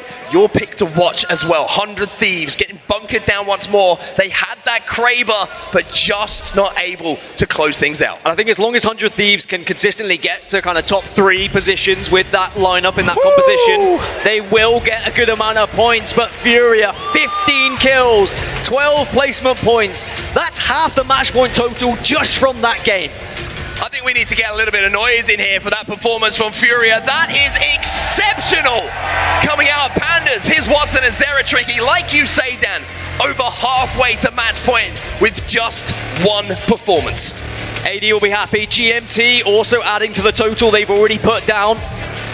An early exit for the likes of Alliance, who unfortunately did exactly the same in match number 1, but now as you move across to World's Edge, you get a breather, you get a chance to reset, and you get a chance to reassess how you want to approach these games. You don't get caught in that same sort of lull, where previously in the last couple of days, some teams would be really struggling on one map, but then be better on another. Now we've got the 2-2 split every single time here in the Grand Finals. This is your best chance to try and pick yourself up. And how important might that little performance in the end game from Rambo be as we claw our way towards match point, staying alive for so long, getting those placement points as GMT start the day hot. However, not quite as hot as game 2 was for Furia. A monster, a massive monster, whatever you want to call it. I've combined 2 words. It's all good from every single member of that team. Here's Watson leading the way with damage, just breaking 2k, but I want to talk about Pandas. 7 kills for him. And you've got to talk about the bravery of Furia as well. They lost his Watson, they retreat away from the fight,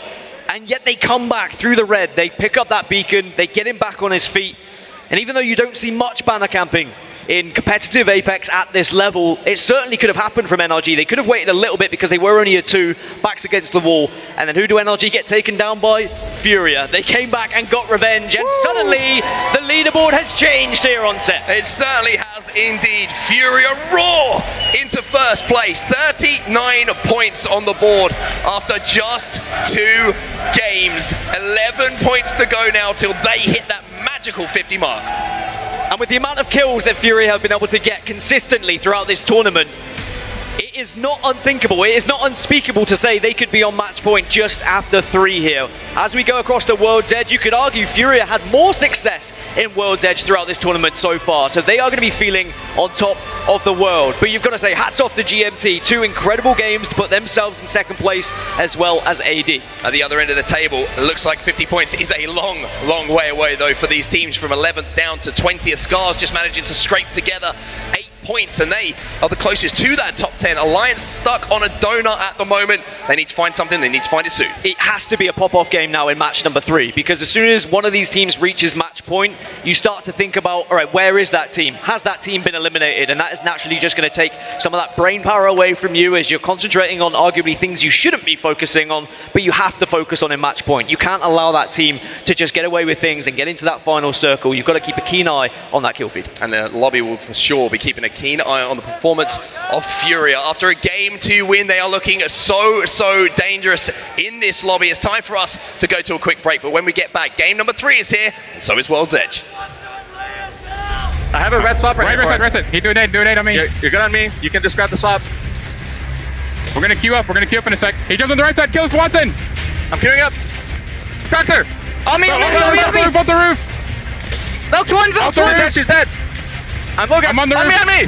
110 on Gabe, you got a bat off. Got him. Give 90. Give slow On me. 70. Let's go. Good. Good. Guys, it's too easy. It's good. It's too easy.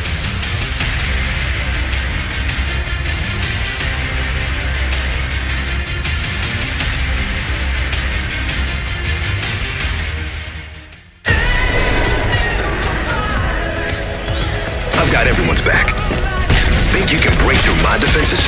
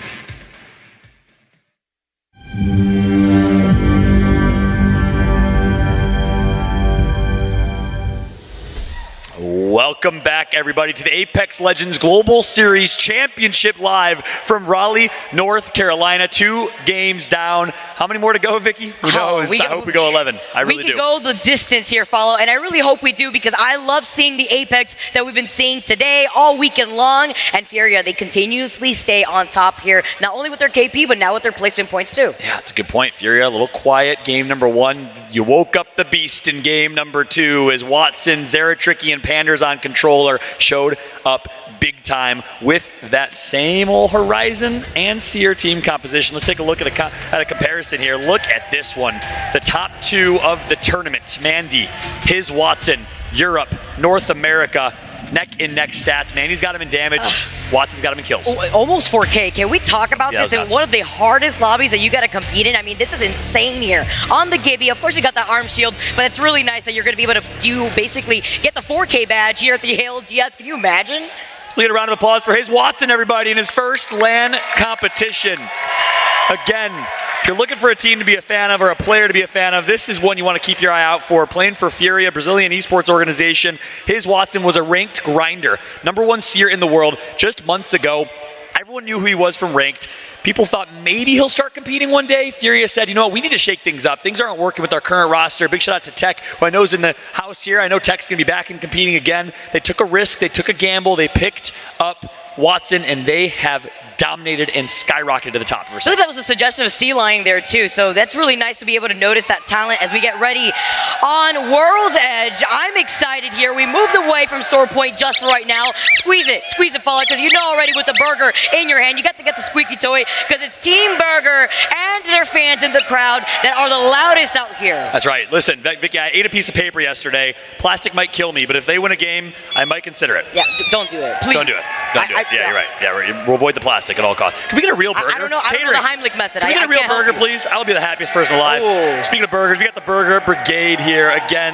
So awesome. Oh my goodness. That's the guy right there with the hat. Wait, you see him right there? Wait, hold My on. man with the mustache. See that sign. He was the first, the OG Team Burger fan, and then there was 2, and then there was 3, and now there's thousands of Team Burger. There's a Discord channel with hundreds plus. Although you guys got to check yourself real quick. I see somebody with a Buff Caustic sign right behind you. I do not appreciate this. Yeah, we got to get rid of that sign. That's another one that's going to get a fat old tear. Bring it down.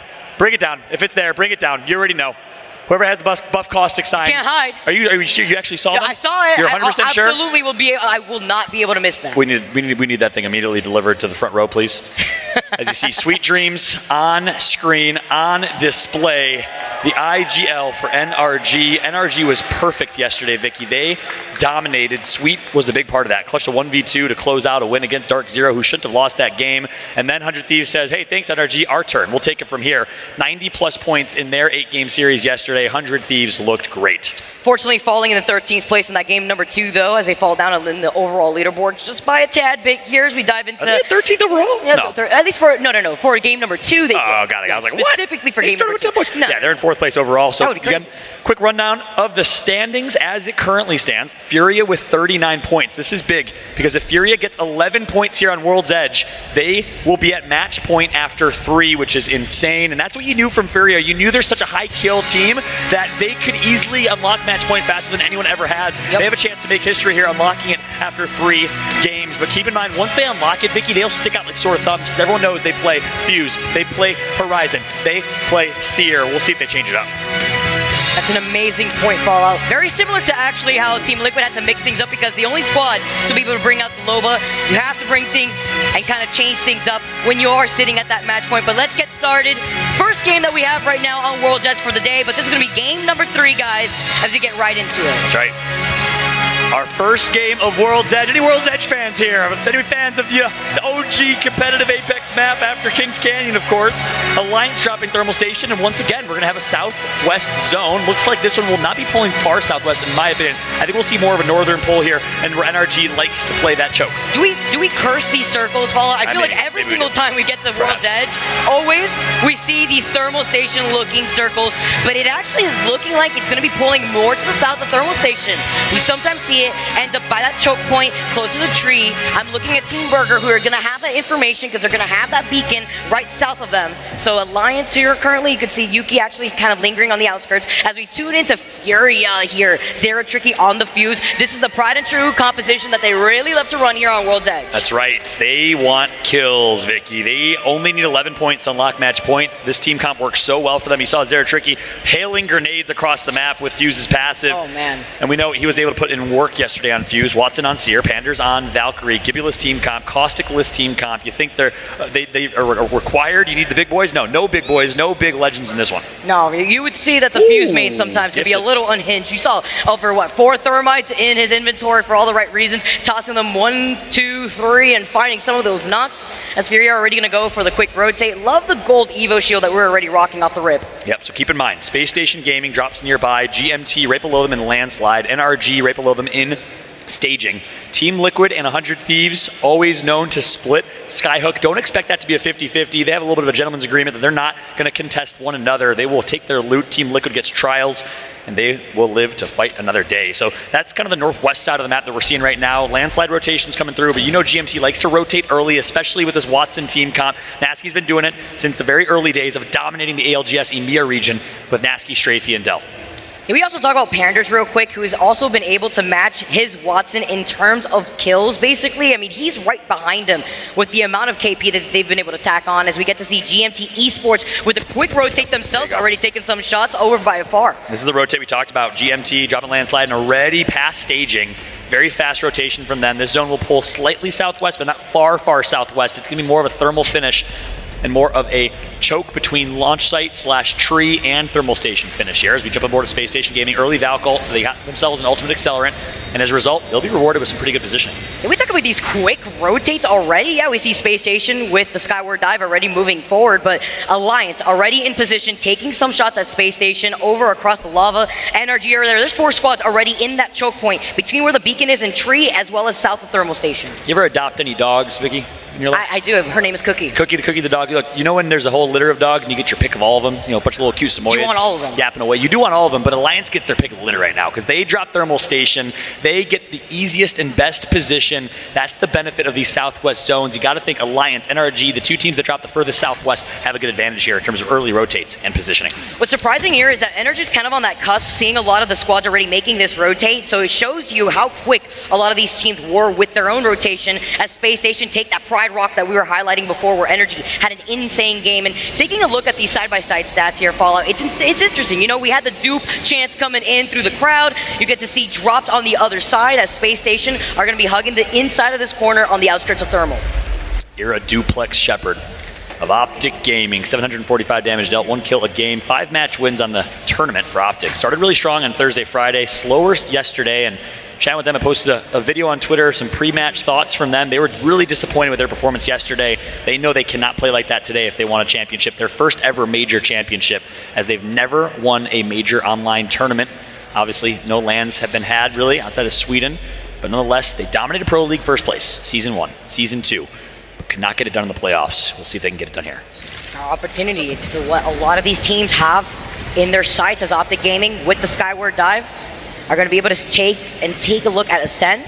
See, the Watson fence is already set up on that choke point, but there's a squad that they're landing on right now. They're forced to land on the outskirts of this building. They like to bully these fights, but it's going to be a Caustic versus Caustic fight. Is Dark Zero just like Caustic? No, Crypto's going to come through. I don't know if that's Dark Zero playing Crypto, but nonetheless, we do have ourselves 3-3. That's going to be Kashira actually with the EMP. He was quick with it. We saw the Crypto actually on the outskirts as Dark Zero playing from the inside. You see, no Crypto here, but they have the Caustic. They're actually looking to find the opportunity to close in that gap. Nice dome here as we see the PK shots landing, getting that knock onto Knox. That's huge. Sharky started the tournament slow. His teammates were a little bit disappointed in his initial performance, but he's turned things around. He's looked great, and that's going to be a really, really good tip of the spear. Ice-breaking moment for him. Jen Barton's going to get the knock on Duplex with the defensive bombardment, and just like that, 1 kill, 2 kills comes through. Hot potato. And you're going to see, too, Dark Zero trying to maybe see if they have the opportunity. If it wasn't the defensive bombardment that did it, they were going to try to see if they could finish it themselves, but there's a squad on the other side of Tree that are already taking some shots. That's right. It was a send that honestly helped big time for Dark Zero. and really shattered the shields of Optic. They weren't able to obviously shield drop quick enough, and that was enough damage to be done to get the first and early knock on Noct. Duplex followed with the defensive bombardment, but ultimately it was this play from Sharky with the Peacekeeper that made the difference. Another crypto play coming through from IG. So we got 2 European teams rocking crypto. We know APAC North likes to do the same thing. Obviously a change up here on World's Edge. You see different legends. What are the differences you can expect here from Stormpoint to World's Edge, Vicky? I feel like we're going to see a lot more of these compositions kind of go for the bunkering down inside of a lot of these buildings. It's much more slower space too. Space Station, as you said, being the first squad to actually get out of this lobby. Yeah, that's big. Good call there, Vicky. But yeah, Space Station out to the hands of GMT. That fight was in Thermal Station most likely. As we know, Space Station and GMT early rotated from Landslide and from Lava Fissure. So with that said, Space Station Gaming, one team that came and has to rack up some points in the overall scheme of things. 14 overall. Got some points early. Not necessarily putting on a lot to start, but GMT certainly is in second place right now with 31 points coming into this one. As we take a look at 100 Thieves. 100 Thieves playing off the high ground of this rock here. They have to watch their back sometimes too with those rotations that they actually knock his Watson. That's massive. They got a kill, full kill on his Watson. That is huge. But keep in mind, his Watson, I believe, got taken out at the beginning of that last game, was able to get res, and they ended up winning that game. So with that said, certainly down, but not out is Furia. But if you're the rest of the lobby, you're on top of the world right now. If you're a fan of any other team but Furia, you want Furia to get taken out. But look at these shots from Scurry cross map. I've been so impressed by his play. 30-30 makes your eyes water from afar like that here too. Scurry landing those shots. He's got the nice 2x4, my personal favorite site, as 100 Thieves are going to be able to kind of drift off to the right, see where the other squads are. Furia going to be able to get that banner, going to see if they're going to have the opportunity to deliver that banner to the beacon, because it doesn't look like they were able to access a replicator here anytime shortly because they don't have a mobile respawn. That's right. I don't see a Moby in the hands of Panders. Likely not. Zeratrick, a little dead zone controller action for Panders here. We've all been there as controller players as he just drifts into space. Meanwhile, you do have 100 Thieves getting the damage in, getting an early kill point in. I was chatting with Scurry, trying to get some intel from him. He wouldn't budge, but I said, look, everyone's going to know who you are if you guys get match point. You're the only team that runs Newcastle. Are you going to switch it up? He said, maybe. Winky face. That's going to be nice to note. 100 Thieves has been putting in so much work with a dominating performance just yesterday, getting 3 in a row. That's right. Can you believe he hit me with the maybe winky face, though? You know, that really shows you that he means business out here. That's true. Maybe expecting that Thief fallout may reveal some of his plans. Scurry's actually a troll, though. When I leaked pre-ALGS Snap's chat as a joke, he was like, don't do that, bro. What the heck? I was like, are you actually mad? I'll delete it. He's like, no, are you kidding me? I'm a giant troll. My man Scurry is always hilarious. Shout out to him. His story is obviously great. As we take a look at Optic Gaming, he got both of the reses. That's huge. And a Kraber in the hands of Skittle Cakes. They were in shambles. My man Skittle was the mayor of Shambles-town, and slowly, brick by brick, they're building up this city. He's got a Kraber. He's going to miss that one. How does he do it, though? How does Skittle Cakes always end up doing this? Always the clutch factor in this team. You know, he manages to make chicken soup out of chicken other stuff. Now right now with Skittle Cakes. Making lemonade out of lemons. There you go. We'll go with that one instead. Skittle Cakes with Kraber. Misses the first 2. Noct and Duplex just need to loot. They got to find something. They are in a pretty tough spot overall here, as he's going to get some ticks from his barrel, and he wants to push in a little bit. Talking about the adjustment earlier on when you were highlighting a lot of players that make the swap over from controller into mouse and keyboard, Skittle Cakes is insane on another level when it comes to some of these adjustments, as they are going to be able to access the replicator, take their time outside the circle. Still got a minute left on the clock here. That's right. That is massive. So 2 teams eliminated. We know one of them is SSG. I did not see the other one on my screen, so we'll try and get the confirmation if we can. But on board now with Cloud9, Zach Baser finds one, still playing Seer. They want to play aggressive, and it fits their play style. I like that decision. Good shot. Oh, now he's going to get the knock. Long range. Killapose goes down. Put your sleeves back up, bro. You got to go big if you get rezzed right here. See if they have the opportunity to even get that res. Wondering if the Caustic's still alive here as Cloud9 are going to move in. The PK shots forcing EXO to run with their tails tucked between their legs. Sun's out, lights out for Killapose. Middle man on the EXO team that we've seen flexing them all day long. We got to do an F-Chan for the one time later on, by the way. We'll do that a little later. Shout out to F-Chan with his pose. Killapose, though, trying to redefine it. As we're now on board of St. Audi, Albertelli's going to take some damage, but gets the knock on Zicky, and just like that, EXO is out to the hands of Cloud9. They're racking them up. 18th place here for this game. Game number 3 as C9 move into this building. They're going to have to start moving soon, though, because they're playing up the cusp of the circle. Yeah, that's right. So C9 working their way over to Tree. Very hard edge team. They love these south zones because it gives them a chance to take these fights. Sharky with a knock on Hockeys. That's big.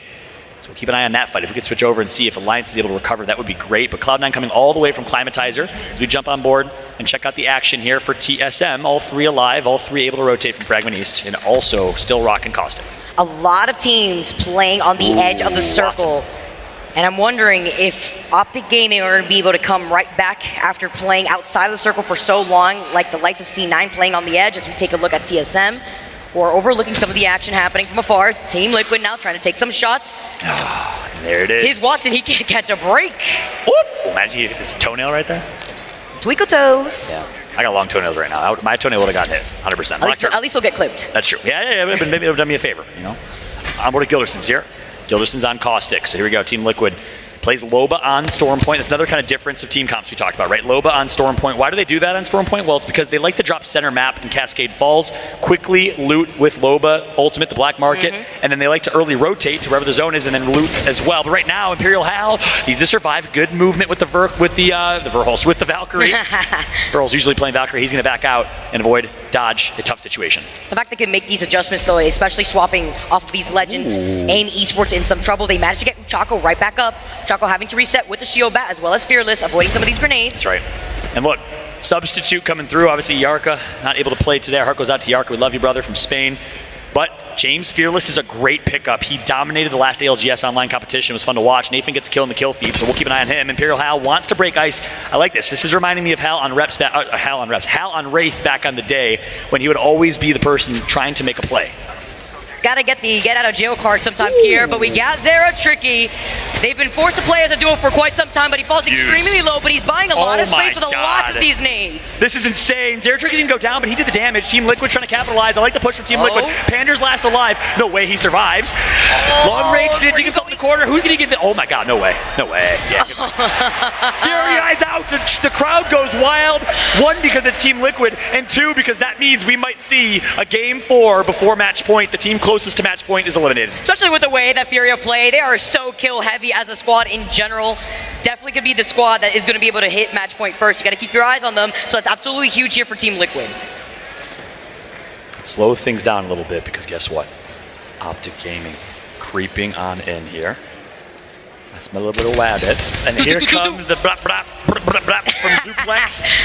Revved all the way up too. That's right, he's doing damage with it. The Rampage gonna connect. Is it enough damage is the question. Scars running with their tail between their legs. As we now know, the Optic is above them. They're getting tagged up from their left. Not looking good for Stars. Two sounds that absolutely intimidate you. The revved up Rampage as well as a turbocharger on the Devo as you fall into that lava. See if you can manage to get away from there because there's another squad waiting for them on the other side. In a rare occurrence where Scars, maybe on different pages, Mandy rotated early. Taishin and RPR waited a little bit. But we'll see if they're able to get back together as the Let's Go Optic chant erupts in the crowd. We know Hex is here live in the crowd. CEO of Optic Gaming, the one and only. What a pickup. I was chatting with their Director of Player Relations earlier, and he scouted this team out. He knew this is the team after chatting with them once and seeing the statistics from their Pro League performance in early Split 2 that he wanted to pick them up, and what a pickup it was. And NRG takes out C9. Robin Hood. Robin Hood. Shot after shot. You gotta get those arrows in. C9 get taken out. Sweet cleaning up. And notice Sweet playing the exact same way on Valkyrie that we saw Hal going sweeping wide left to try and make plays, and plays he made. He is certainly the Robin Hood of Apex Legends. Let's get that one rolling for sure, because Sweet's been rocking that bow check bow all weekend long. So nice and satisfying to land those shots. Here's Optic in a lot of trouble. They thought they had a plan, but they land in front of on top of the squad and in the line of sight of two more squads as they get deleted out of this game right back to the lobby. Optic Gaming deleted by the 10th place team from the winner's bracket. It's Zeta. This is a CIS team. Belarus from 9 Impulse, Russia for Taskmaster, and Sunset. Sunset, former member of FA Kitties, or old school Gambit squad that was so dominant early on. Played with them in the preseason invitational in Poland. Since then, took a little break, retired for a bit, came back, and has been great on the Zeta team. Fnatic, though, with the high ground here. Yep. Gotta get some claps in, too. That's right. Gonna have Yuka now, gonna try to overlook. I believe that is Team Liquid right there. And yeah, yes, looking at the circle, it's on the outskirts here too. Gosh. IG looking fantastic, but I'm also looking at NRG who are gonna be able to inch their way into that circle. That's right, but look at this final zone. It is going to be no man's land. Not a whole lot of cover, not a lot to work with, so buckle up. What a finish this will be. Now, Follow, I have to ask you, looking at 100 Thieves and their positioning, yeah, Team Liquid have them in their sights, but look, they're going to be able to kind of use that little bridge area to get out of that line of sight. Who do you think has a God spot? That's right. Well, honestly, I wouldn't say God spot, it's God character. They have Newcastle, so the fact that they can hit that Newcastle ultimate, create cover for themselves where no one else will have any, this is a solid situation here. Watson Fences will follow. Team Liquid under damage. Gildersons is out. That's a tough one to lose here. And he's going to have to crawl his way back up. The bubble comes through, and I think the res might follow as Zeta wants to see if they can push, but Nocturnal has to hold them off. And Nocturnal, a single-man army to try and keep Gildersons alive, and they will reset. And it's going to be, I believe, Scars there, but if they actually manage to share this building with them, like you mentioned, Zeta's division, they were anxious. They wanted to get involved in this fight. That's right. It was so interesting seeing Optic rotate. We see Optic always find a way to Valcult right into God's spot. It hasn't been working as well for them this tournament. Other teams have adjusted and adapted. And that glorious fate, it seemed like, from split 1, split 2 for Optic, where they always found God spot, not really coming to fruition here. And I do really feel like, although they were able to late rotate into the game, they were able to clean up a lot of those kills in those choke points. I feel like that's working against them here with a lot of these teams prioritizing these positionings way more over this KP that you usually see Team Optic get as the Seer ult gets put down. Dark Zero now having to watch out, dancing around the arc starts. It's going to be GMT now that has that slight high ground. That's right, GMT trying to do it again. 3 straight games with the top 4 performance, can they? As the defensive bombardment's going to hold them off, but no more bubble, no more defensive bombardment for Dark Zero. So if you are GMT, you got to know you have the utility advantage right now. And this is exactly what we talked about. Look at 100 Thieves. They didn't use it in the next zone, but look at the damage from Vaxlon TSM under duress. It's not looking good for TSM. Oh, 100 Thieves right behind the Watson fence, right behind the Newcastle wall. And talk about that CC stun. Sweet is still putting that bow check bow to work right now. That's 4 kills for Sweet with the bow check. Legolas kind of looks like him, showing up big time. The revive is going to come through, and just like that, TSM will maybe reset. Nope. Oh, no! Oh, the Skynade. See the division now. See Sunset trying to creep his way forward, getting tagged by that Thermite though, as he's going to be able to back up. TSM get taken out. Was it a Skynade? I think that was a Skynade that may have done that. It up? He tossed it up. I think he got a triple kill with the Skynade. If we can get a replay of that, that'd be sick. But right now, 13 squads left, so it's anyone's game. GMT needs to perform here. They do have themselves a pylon from Watson, can avoid all types of throwables. Now what's really good here is IG, a little sliver of a corner of this building is inside this next circle. So GMT are getting pinged off to the side. They're still outside the circle, but they're right behind that rock. And you asked me who has God spot, and obviously I said 100 Thieves is the God character in this situation, but NRG probably has the best positioning in my eyes. Expect a big game from NRG here. Jen Burton stuck in a corner, literally. Not looking good. Look at Sweet. They're hanging out here, but they do know that there is that squad over to the right as they're lined up. It's a shish kebab here for the boat check for Sweet. Dark Zero get taken out. Nathan is cleaning up while Sweet is doing so much damage right now. Wow. And I wonder what team that is. Team Burger loved to play that crevice yesterday. I don't know if that's Team Burger in that crevice. Look at the wide right angles from Rambo. He wanted to make a play, the controller player, as he always does. But keep that pylon's going to actually deflect his own Verholst, or his own Valkyrie. Shows Bandy with the bow as well. Head-to-head shot on Parka, and AD is eliminated. See Scars now. Going to be able to actually replicate what we've been seeing from Sweet as GMT with this skyward dive, dancing around the circle. Where are they going to land? And this is a nice coast from Rambo. You always want to coast this late rotate. They're going to drop right on top of this building here. It's in zone. That's a good spot. This is kind of God spot. GMT has an opportunity but can't capitalize. The shots come through. Rambo! It's actually Rambo. Sylvester Stallone is here in the venue. Oh, he's trying. He's going to climb right on top of the roof right now. They lose out on Nasky.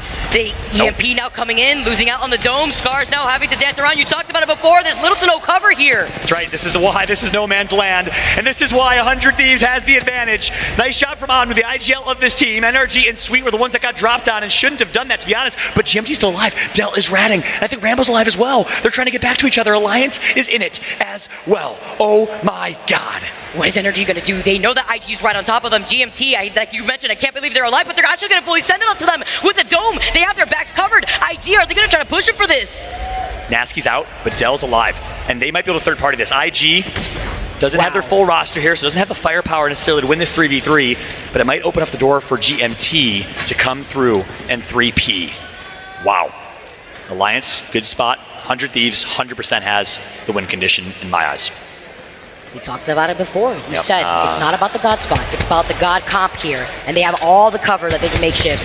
Alliance, they're making up their own cover. They got the G7. They're claiming here. They're claiming some of that damage. It's IG. Take down 2 here from NRG. GMT get wiped out. Sweet wanted to clean up that KP. He's still alive. That's big for RKN, IGL for Torrent. Here comes the ultimate from Newcastle. I don't know if they had an ult excel, but they're able to hit it again. That looks so cool. That looks awesome. I love that animation shot to the Respawn animation team as we got IG Stealth with Aldor, the substitute manager of this team. All 3 of them alive. Can you believe what IG's doing right now? No noises, no problem. Wow. GMW, noises, so much love for y'all watching from home here as Alliance is doing a really good job at the long-range distance. Hockey's managing to get that knock with the Kraber, 100 Thieves, like you were talking about. They had a nice rotation in. They have nice shots being landed. The Rampage doing what the Rampage does best. And look at this. You have the pylon. That's huge. They also have Watson fences and natural cover. 100 Thieves surely has to win this one. Has to have the win condition. Alliance, though, has to do something. IG, Alliance, the 2 Europeans, Swedish, and the Brits. Yuki, the British-Chinese, absolute dominant player. Used to play with Nasky on that squad right before joining Alliance. What's going to be huge here? Oh, beam though! They lose out on RKN. Anmu actually committed to that on purpose. Now Alliance trying to go in. You have to worry about those Watson ult though. I love that Watson fence on the box, but Yuki swings wide left. Alliance is gonna do it. 2 members of 100 Thieves down and out as Alliance and Hockeys are gonna win it. Are you kidding me? There's 1 left. There's a rat somewhere as IG's out, but 100 Thieves is running right now with their tail between their legs as Alliance hunts them down and wins this one. Wow. Alliance take the first game that we have here on World's Edge. What an intense situation. We know that IG were rocking the crypto. Imagine if the EMP came out to delete all those fences. Wow. A lot was on the line right there, but Alliance splitting their attention made sure that they were able to go in for that third party at the perfect time. That's right. In so many ways, IG just griefed 100 Thieves, and obviously they did what they thought was the best play in that moment, and 100 Thieves couldn't defend, but that opened the door wide open for Yuki to swing wide left and be the playmaker. That was all Yuki all day. I love that play from him. 100 Thieves with a 2nd place finish. Good showing from them. And look at the hype from this team. One of the most hyped teams in the game. I talked about Hockeys earlier. I said one of the oldest, or the oldest pro player in ALGS. And Nick Merckx texted me and said, hey, what bro? I'm 32 years old, all right? Well, man, Nick is still holding it down for the 31, 32 years old. Shout out to Nick. Everyone at home that's watch partying right now, Shiv, and everyone else. We love you guys as we're taking a look here at IG with the substitute gets top 3. Really nice to see from this squad here. They held down a really nice position. The sliver of their building in the little corner was in that last circle. So they held that down. They gave a lot of trouble to NRG, even though Sweet was the last one alive. They still were able to clean up GMT to maintain that KP. That's right. And you saw behind him Chef Pontus, the GM, the chef of this team. He plays 2 roles. He cooks for them, and he manages them. Big shot to Chef Pontus. That's right. That's right. No coach for Alliance. They opt instead to let Hockeys do it all. 21 points for Alliance. That is big. We've wondered, will a European team step up this tournament? They were quiet in Sweden.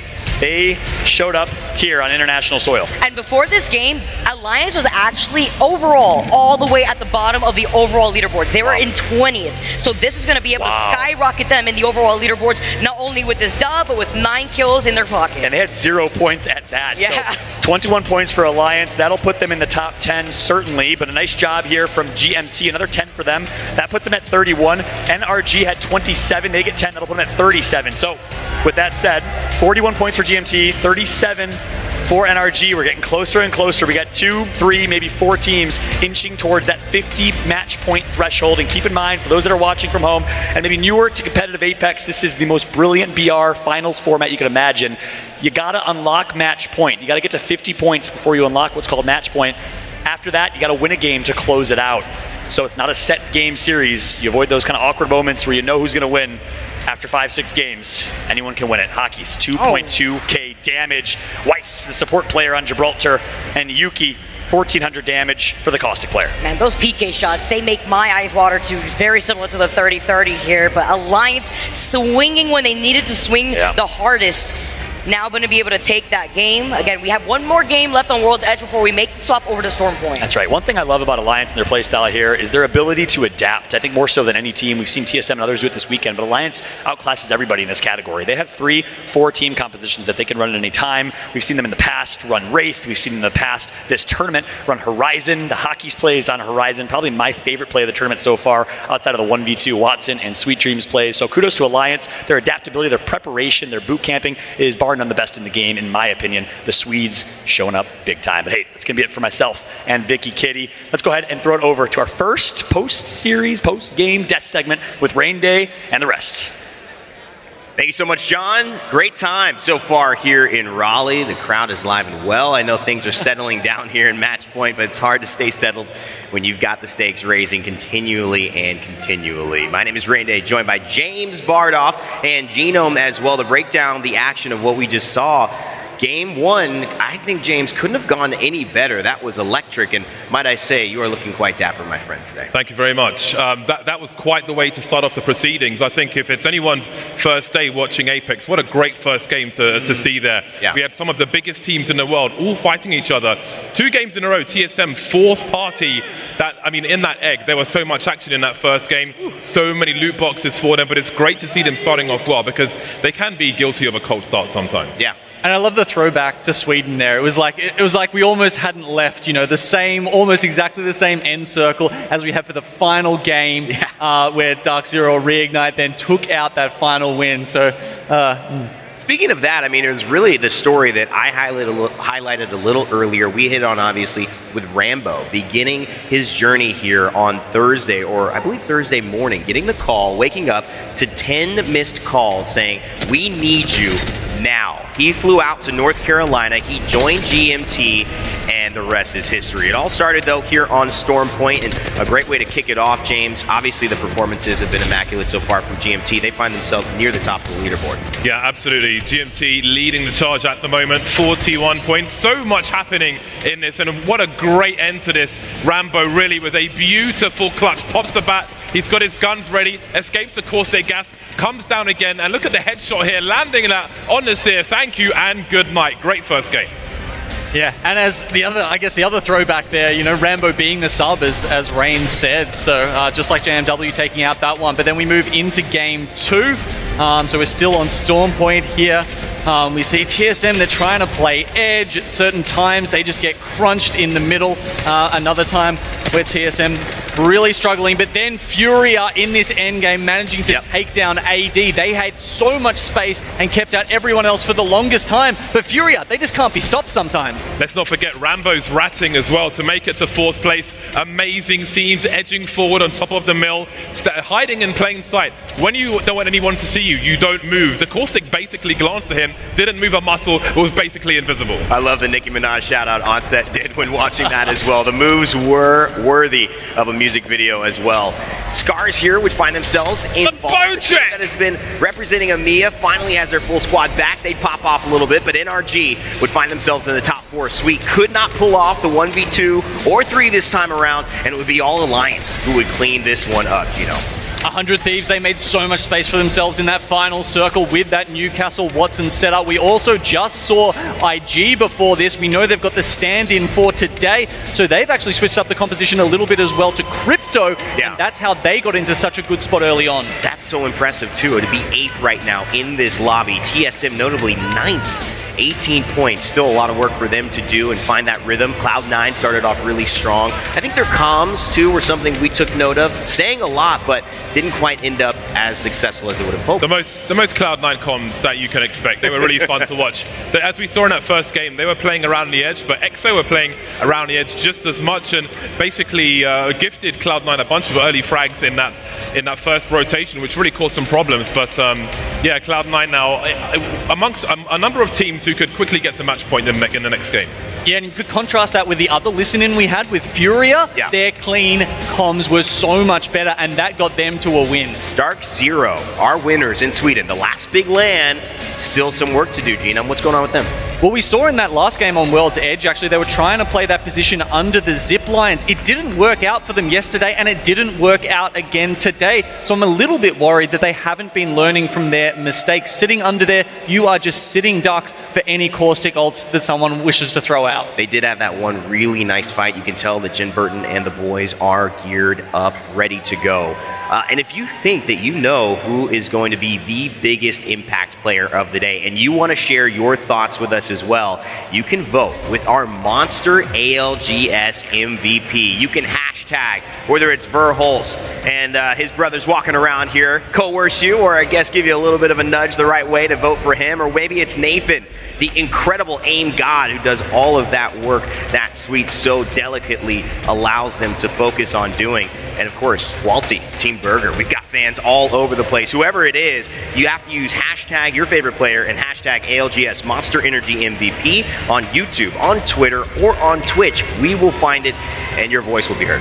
Yeah, absolutely. If you're asking me, the vote is for Mandy at the beginning of the first game or about the middle of it. He was tied on most kills along with his Watson. And let's not forget, Mandy wasn't able to play in Sweden. You know, he's come back with a vengeance, and it's great to see Scars moving up the leaderboard. All right, well, we want you to be comfortable. I know you're at home. If you are at home watching, you're probably comfortable, but you could be a little bit more comfortable if you take advantage of this deal right now. Use the code APEX5 for an extra 5% off Herman Miller Gaming products, courtesy of this event running from now to July 19th. And of course, this is for North America or Japan. So if you are in those residences, make sure to take advantage of it. Now, we've talked about Apex Legends, but there's great things happening in all forms of Apex Legends, especially the mobile kind. We have a little bit of content that we've been teasing for a while. It is here. Let's go ahead and throw to that and give those Apex Mobiles fans, and of course, hopefully you at home, something to check out what's coming.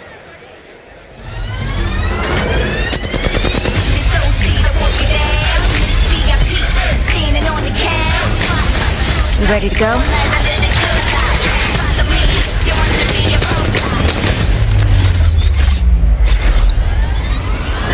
If anyone tries to shut you up, just get even loud. Someone give me a mic to drop.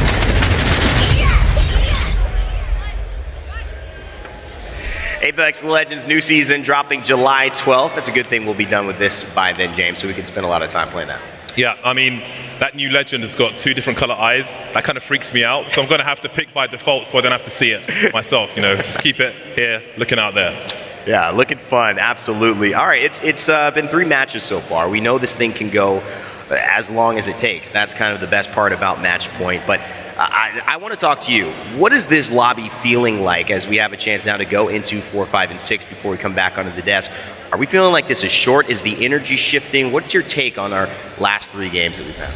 I think the top half of the leaderboard have really been taking all the frags. We've seen multiple teams with 5 kills, 6 kills, or even more than that if you go to Furia, obviously. So what I'm thinking is we're going to see, probably, I wouldn't be surprised if we saw 3 teams potentially moving towards a match point or very, very close to 50 in the next game as we continue on World's Edge. It does seem like we are starting to get more and more teams finding their rhythm, but a few teams standing out. APAC North and APAC South have been teams that we have been surprised by. Players have been surprised by the incredible performance those regions have put on Genome.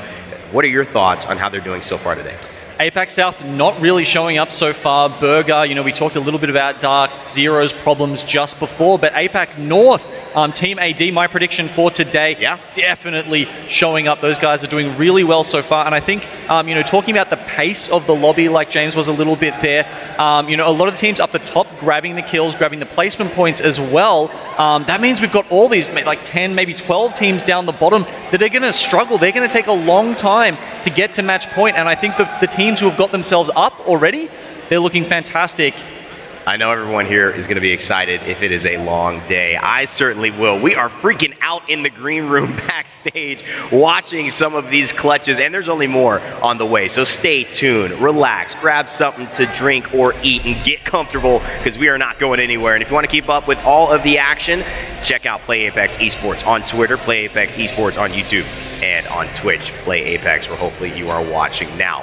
That does it for us on the analyst desk. We will be back, but before then, we've got World's Edge coming at you. The OG, ranked, and of course, competitive map for Apex Legends. It is time to turn up the heat right after this.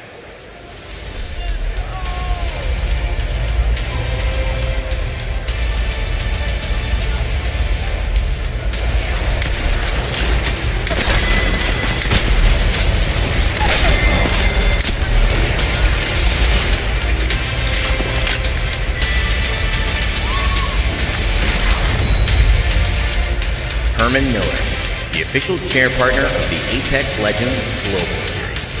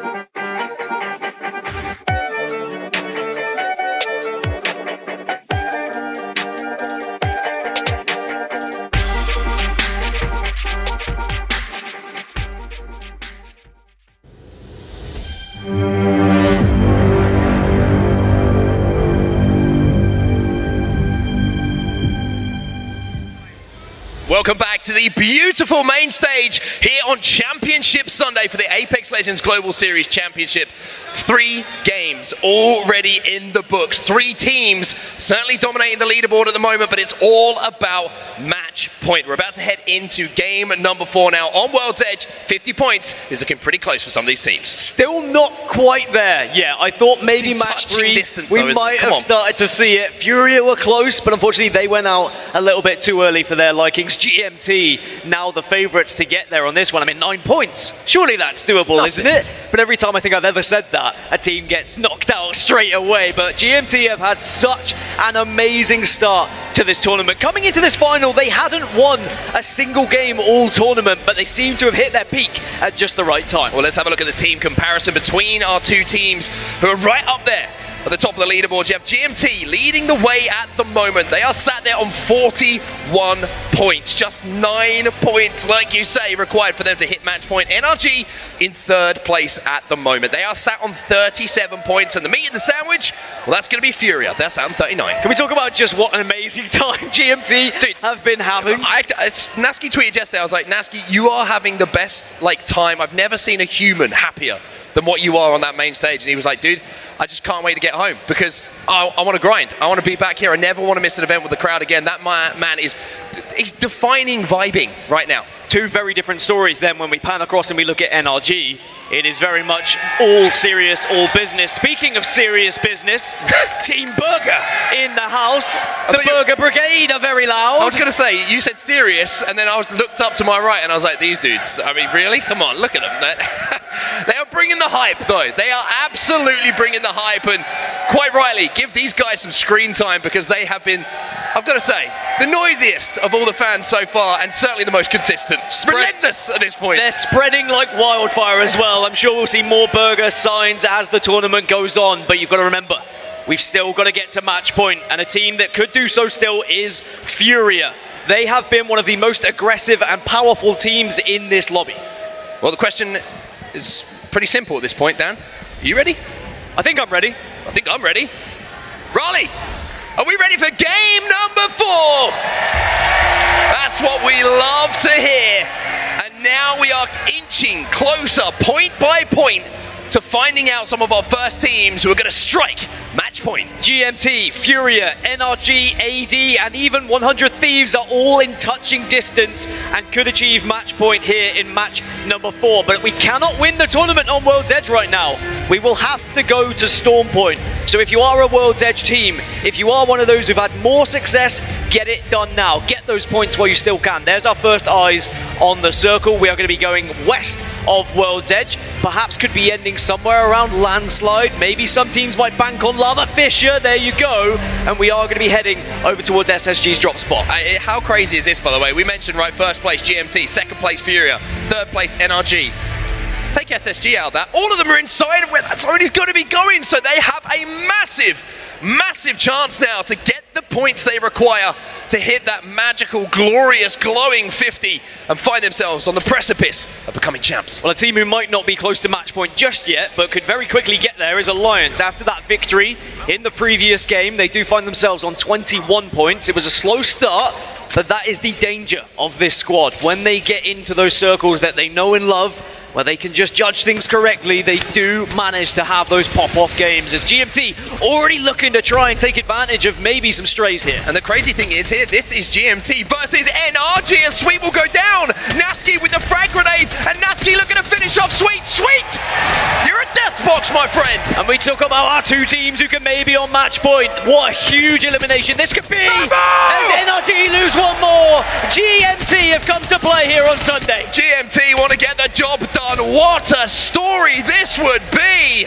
NRG down to just one. Delvo on his back for now. It looks like Nasky will be able to just scarper back to his down teammate and get him back on his feet. But for Rocker, he's probably thinking, what the hell has just happened? Sheer aggression and just catching NRG on that rotation did GMT, and it was a great grenade that was able to do so as well. Burger also in a little bit of trouble.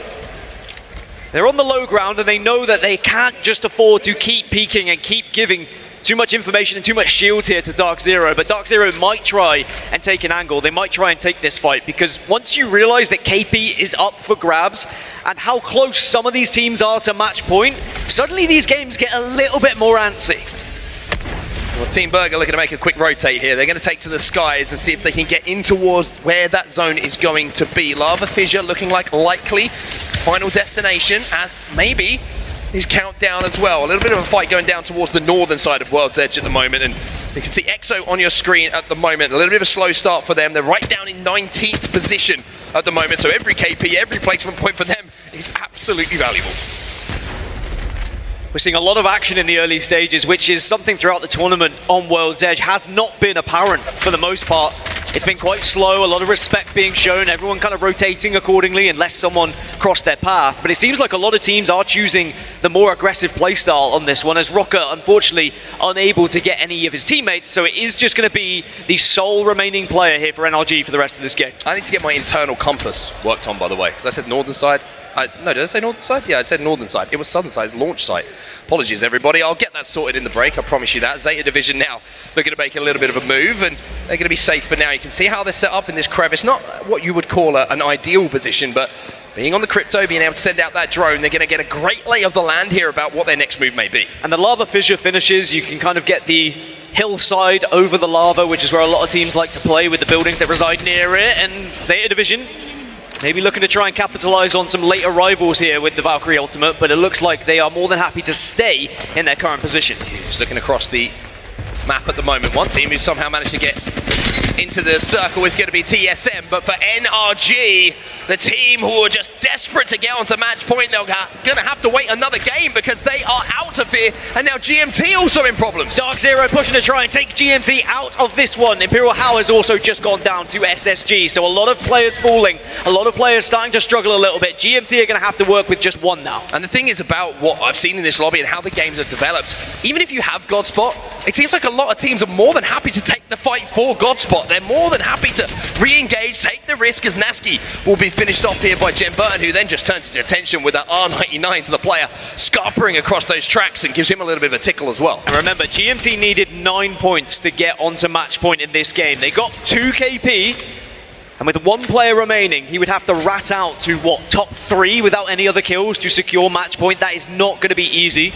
But we have seen GMT already have those incredible games where they do manage to rat their way into those later circles, so we'll see if they can survive, because they are still alive at the moment, but Dark Zero certainly made their life extremely difficult. Dark Zero in a pretty good spot at the moment, as are quite a lot of teams. If you could see the map overhead, you'd see exactly what I mean right now. Everyone is starting to stack up. The only teams who are making that late rotation, no surprise when you know how they play, and you've seen how they play so far throughout this tournament. Cloud9 right at the northern side. Interestingly, 100 Thieves currently located in Skyhook. Looks like they're going to try and approach the zone from the north. Optic Gaming, they obviously have a long way to go from Big Moor to find their way over. Also, AIM and EXO trying to make their way. But C9, they're also in a pretty good position in the table at the moment. In 6th, 27 points for them, as RKN now finds himself with a white shield and alternator to work with. And we're seeing a lot of fights because out of these 19 teams remaining, 12 of them are already in this circle, 2 of them are very close by, and okay, you can try and rat out, you can try and get points, but those teams who are winning these engagements, getting this KP, getting these good positions, are going to be the favourites to win this game. And you just see a knuckle cluster, and that means one thing, right? That's going to be Zeratricky, and that's going to be Furia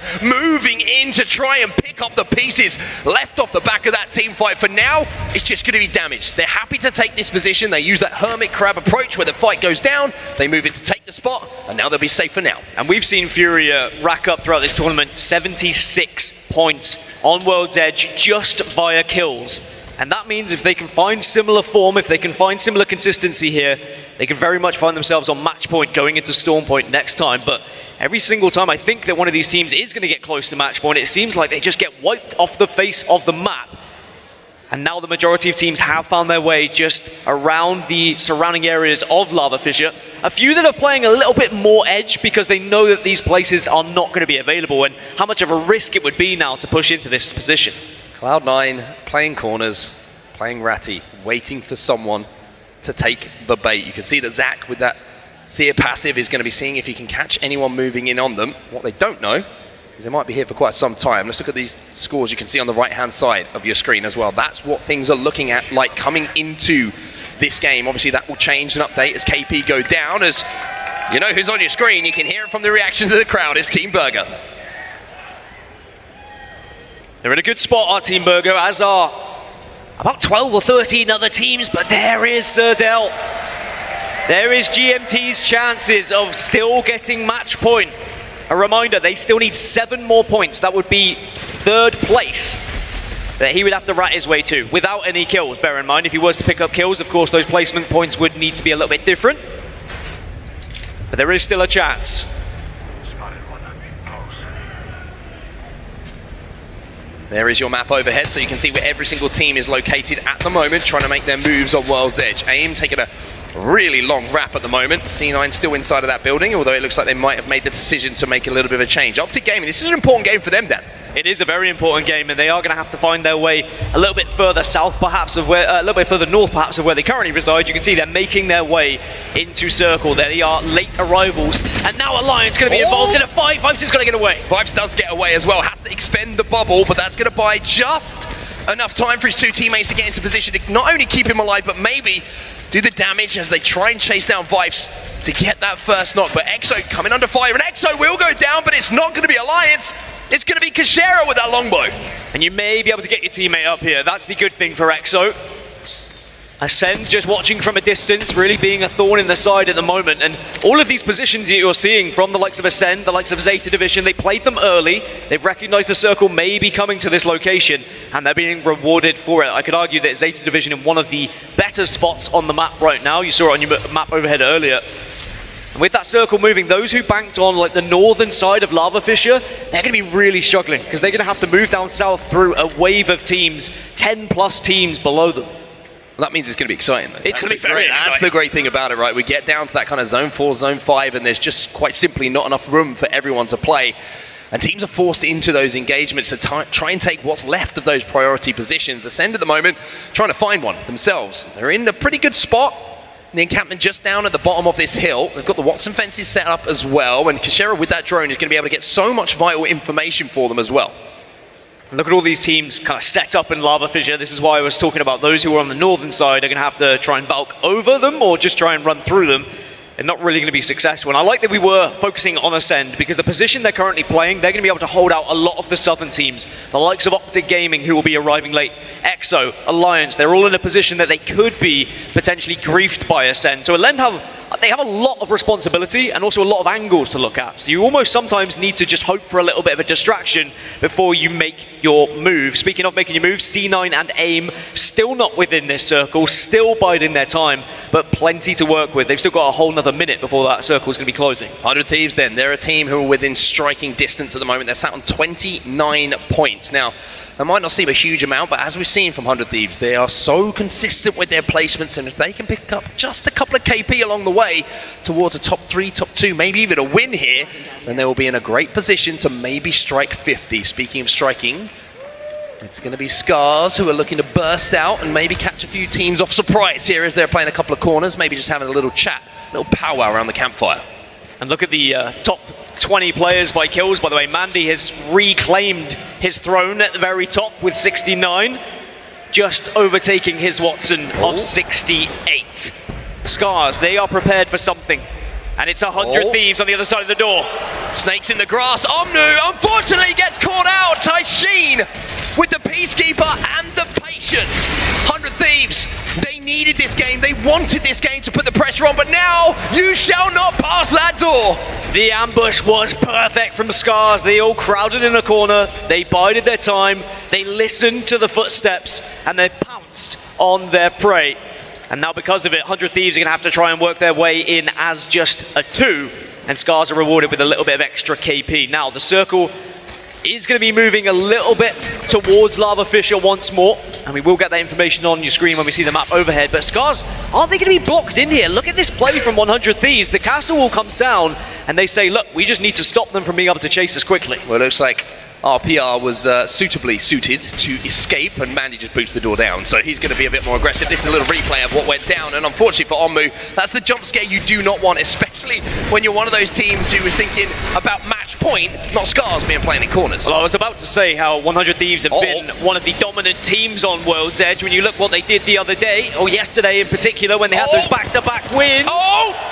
Almost knocked out of the sky, but just about staying alive, 100 Thieves. But is their landing going to be a safe one? Touchdown, and it's okay for now. Scurry says, don't worry, Vaxlon, I've got you, brother. Pops a couple of those cells, both with gold shields, so they'll be able to get those shields up nice and quickly. Zeta in a great position towards this endgame, by the way. And I just wanted to touch upon this zone because, you know, history has a funny way of repeating itself sometimes. This zone is looking like the exact one that Scars actually won the ALGS EMEA Championship last time that we saw them pick up that huge prize pool. So this is one that's going to have some fond memories for them. But 100 Thieves healthy for now, and not just healthy, also having Vaxlon on the squad, who has been beaming all the time that we've been here in Raleigh. I mean, Vaxlon has essentially been two players with the amount of damage he's done, as all the Valkyrie teams starting to jet up into the sky now, trying to take advantage of perhaps a little bit of distraction happening as they all kind of band together in Valk at the same time. Cloud9 tried to do as much damage as possible, but they're well aware there's a team behind them. Optic Gaming have just got one knocked, and it looks like there's a fight between them and SSG. Yeah, SSG have been in a great position for the majority of this game. Zanio is going to be weak. Dropped is going to be able to get some damage down. Skill Cakes falls as well. As Frex will move in now to finish him off. Alternator is going to be good enough, and SSG start to dismantle Optic Gaming. Optic Gaming still up though, one player remaining. As we're seeing a lot in this lobby, rats are alive, rats are hiding, because we know how important these placement points are going to be. There is an indication of where that circle's going. I spoke about it earlier. It's heading back up now towards Lava Fisher. So Zeta are still going to be in a spot under the tracks. IG also in a spot on the tracks where they can work with. Optic Gaming though are going to be eliminated. SSG do complete that push. And that circle, that zone, let's just remember something here. GMT still in this. So Del is still in this zone as the solo player, trying to somehow or other pull off a miracle game and a miracle play for his squad. But Furia, you can see where they're set up for now. Let's take a look back on the push that came in. There was Optic Gaming who just caught off guard by Space Station, who did a great job of not allowing Optic to do what they do so well a lot of the time, which is bully people off their positions that they've held down for so long. But now we see Furia and Scars going at it. The caustic gas is going to be dangerous, but it looks like it's a 2v2 on the map. And you said this is a good circle for Scars, but they've lost Toshin and they are down to just two. And as you said, it was Furia on the other side. Zeratriki gets the finish. And are they going to be able to stay alive here, Scars? They're trying to watch every single angle at the moment, but it's not going to be easy. Furia have also lost players. There are so many rats in this lobby at the moment, so many teams down to just one or two players. It's crazy we still have 18 squads left. 18 squads left, but that is going to be cut down extremely quickly when we see that fourth ring start to close. That's going to be one player from AIM falling in the feed as well. Fnatic starting to get involved and spice things up a little bit. But speaking of spicy, so Del, do not dip your toes in that lava, my friend. You've got the long game ahead of you. And remember, top three for GMT, they will be on match point. It might have seemed unthinkable, but it's still possible. Scars eliminated. Furia will get those final kills, and Panda's still alive.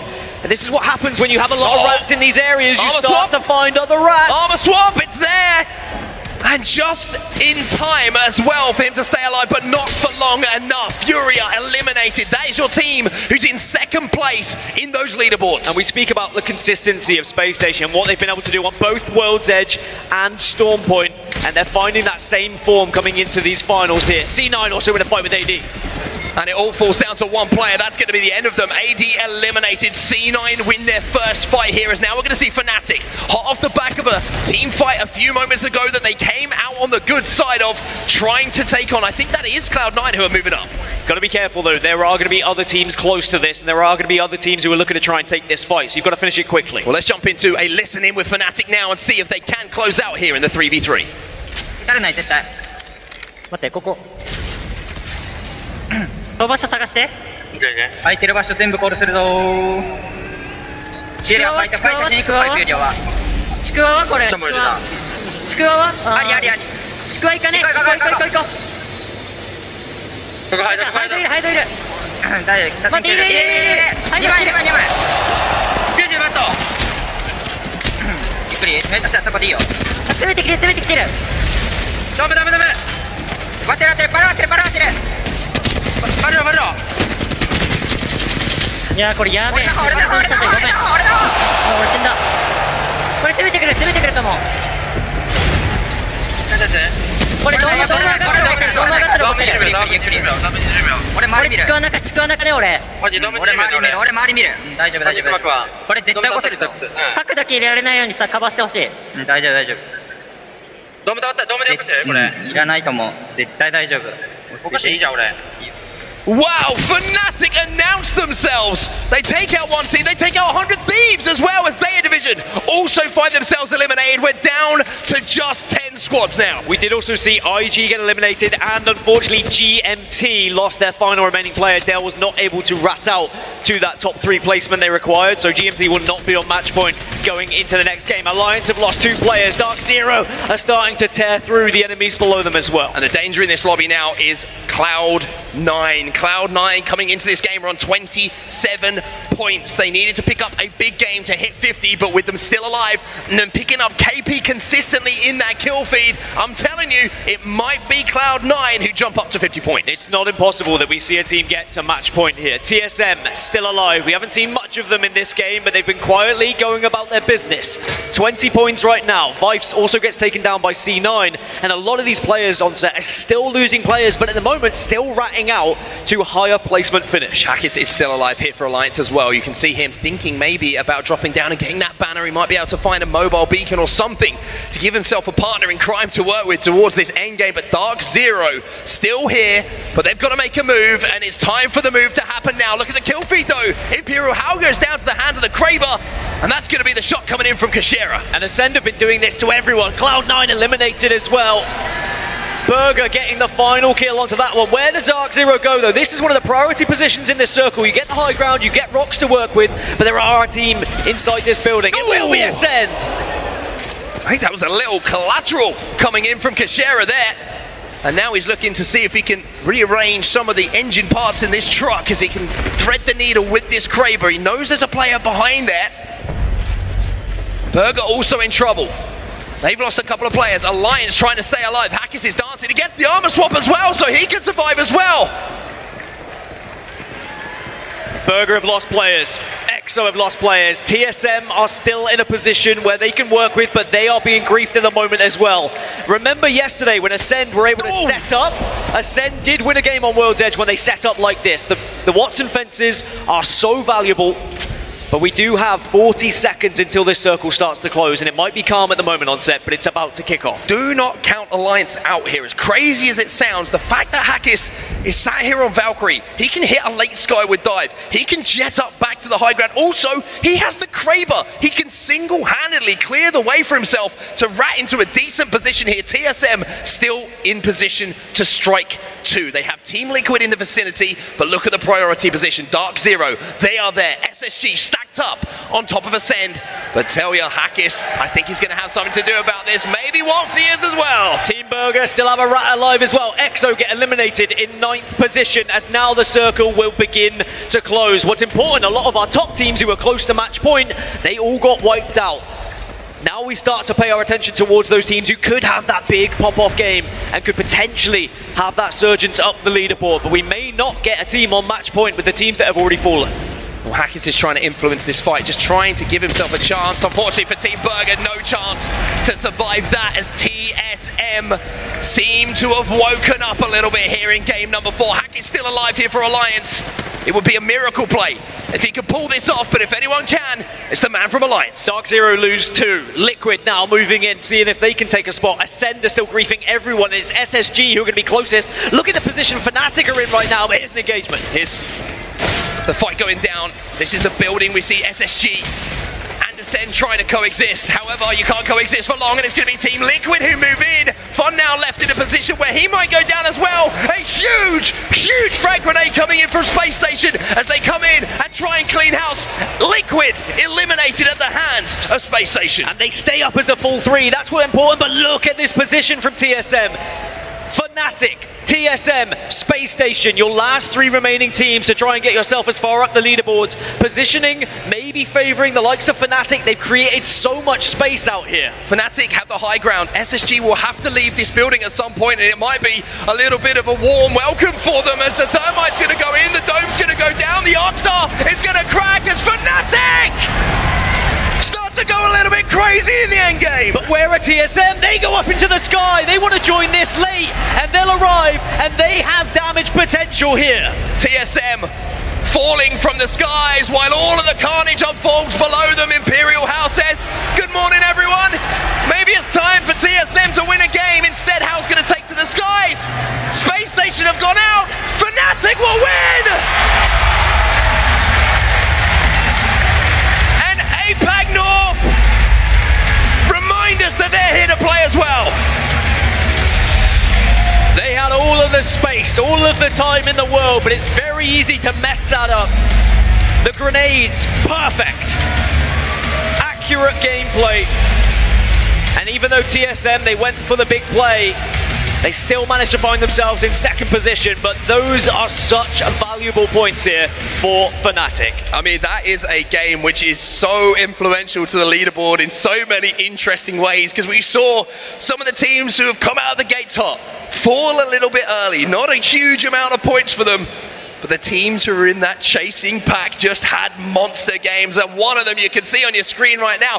What a play from Fnatic. That first Valk ult, where they managed to land, they clean up both 100 Thieves and another team, and then in the end game, they just had Space Station surrounded. There was no way for Space Station to escape. Yeah, Space Station did so well with that push originally onto Team Liquid, but unfortunately, when you're in a building like that and a team outside has grenades, yeah, it ain't happening. You ain't getting out of there when they play it that successfully. But Fnatic, 27 points. They were down in 17th position.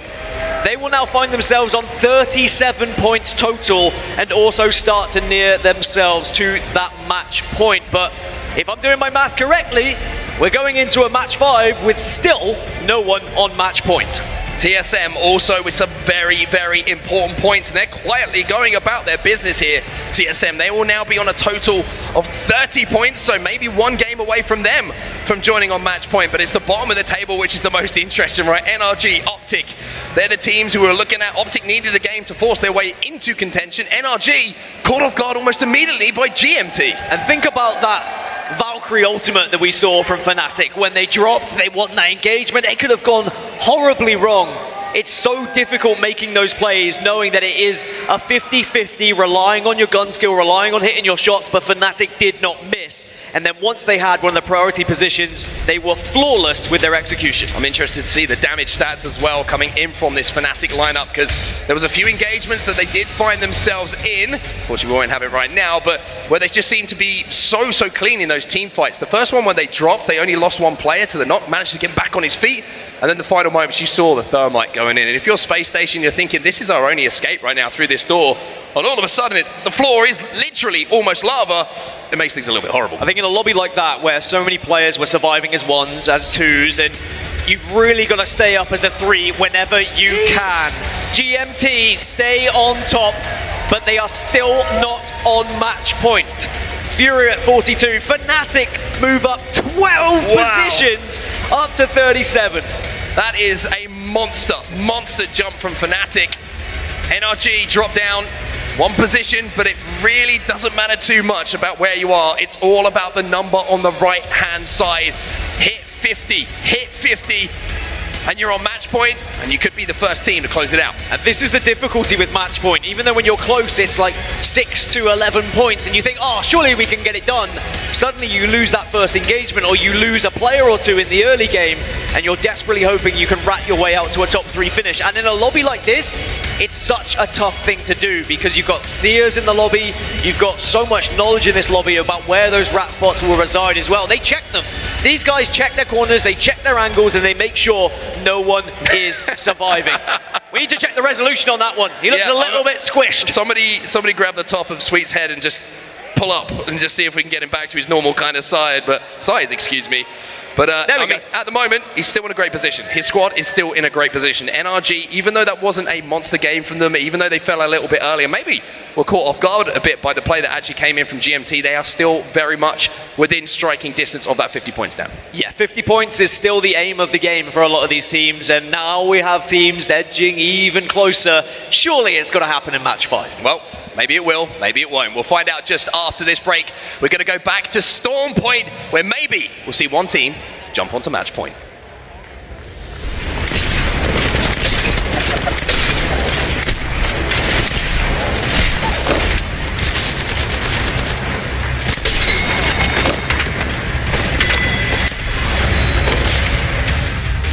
Monster Energy, the official energy drink of the Apex Legends Global Series. Life takes. I take back.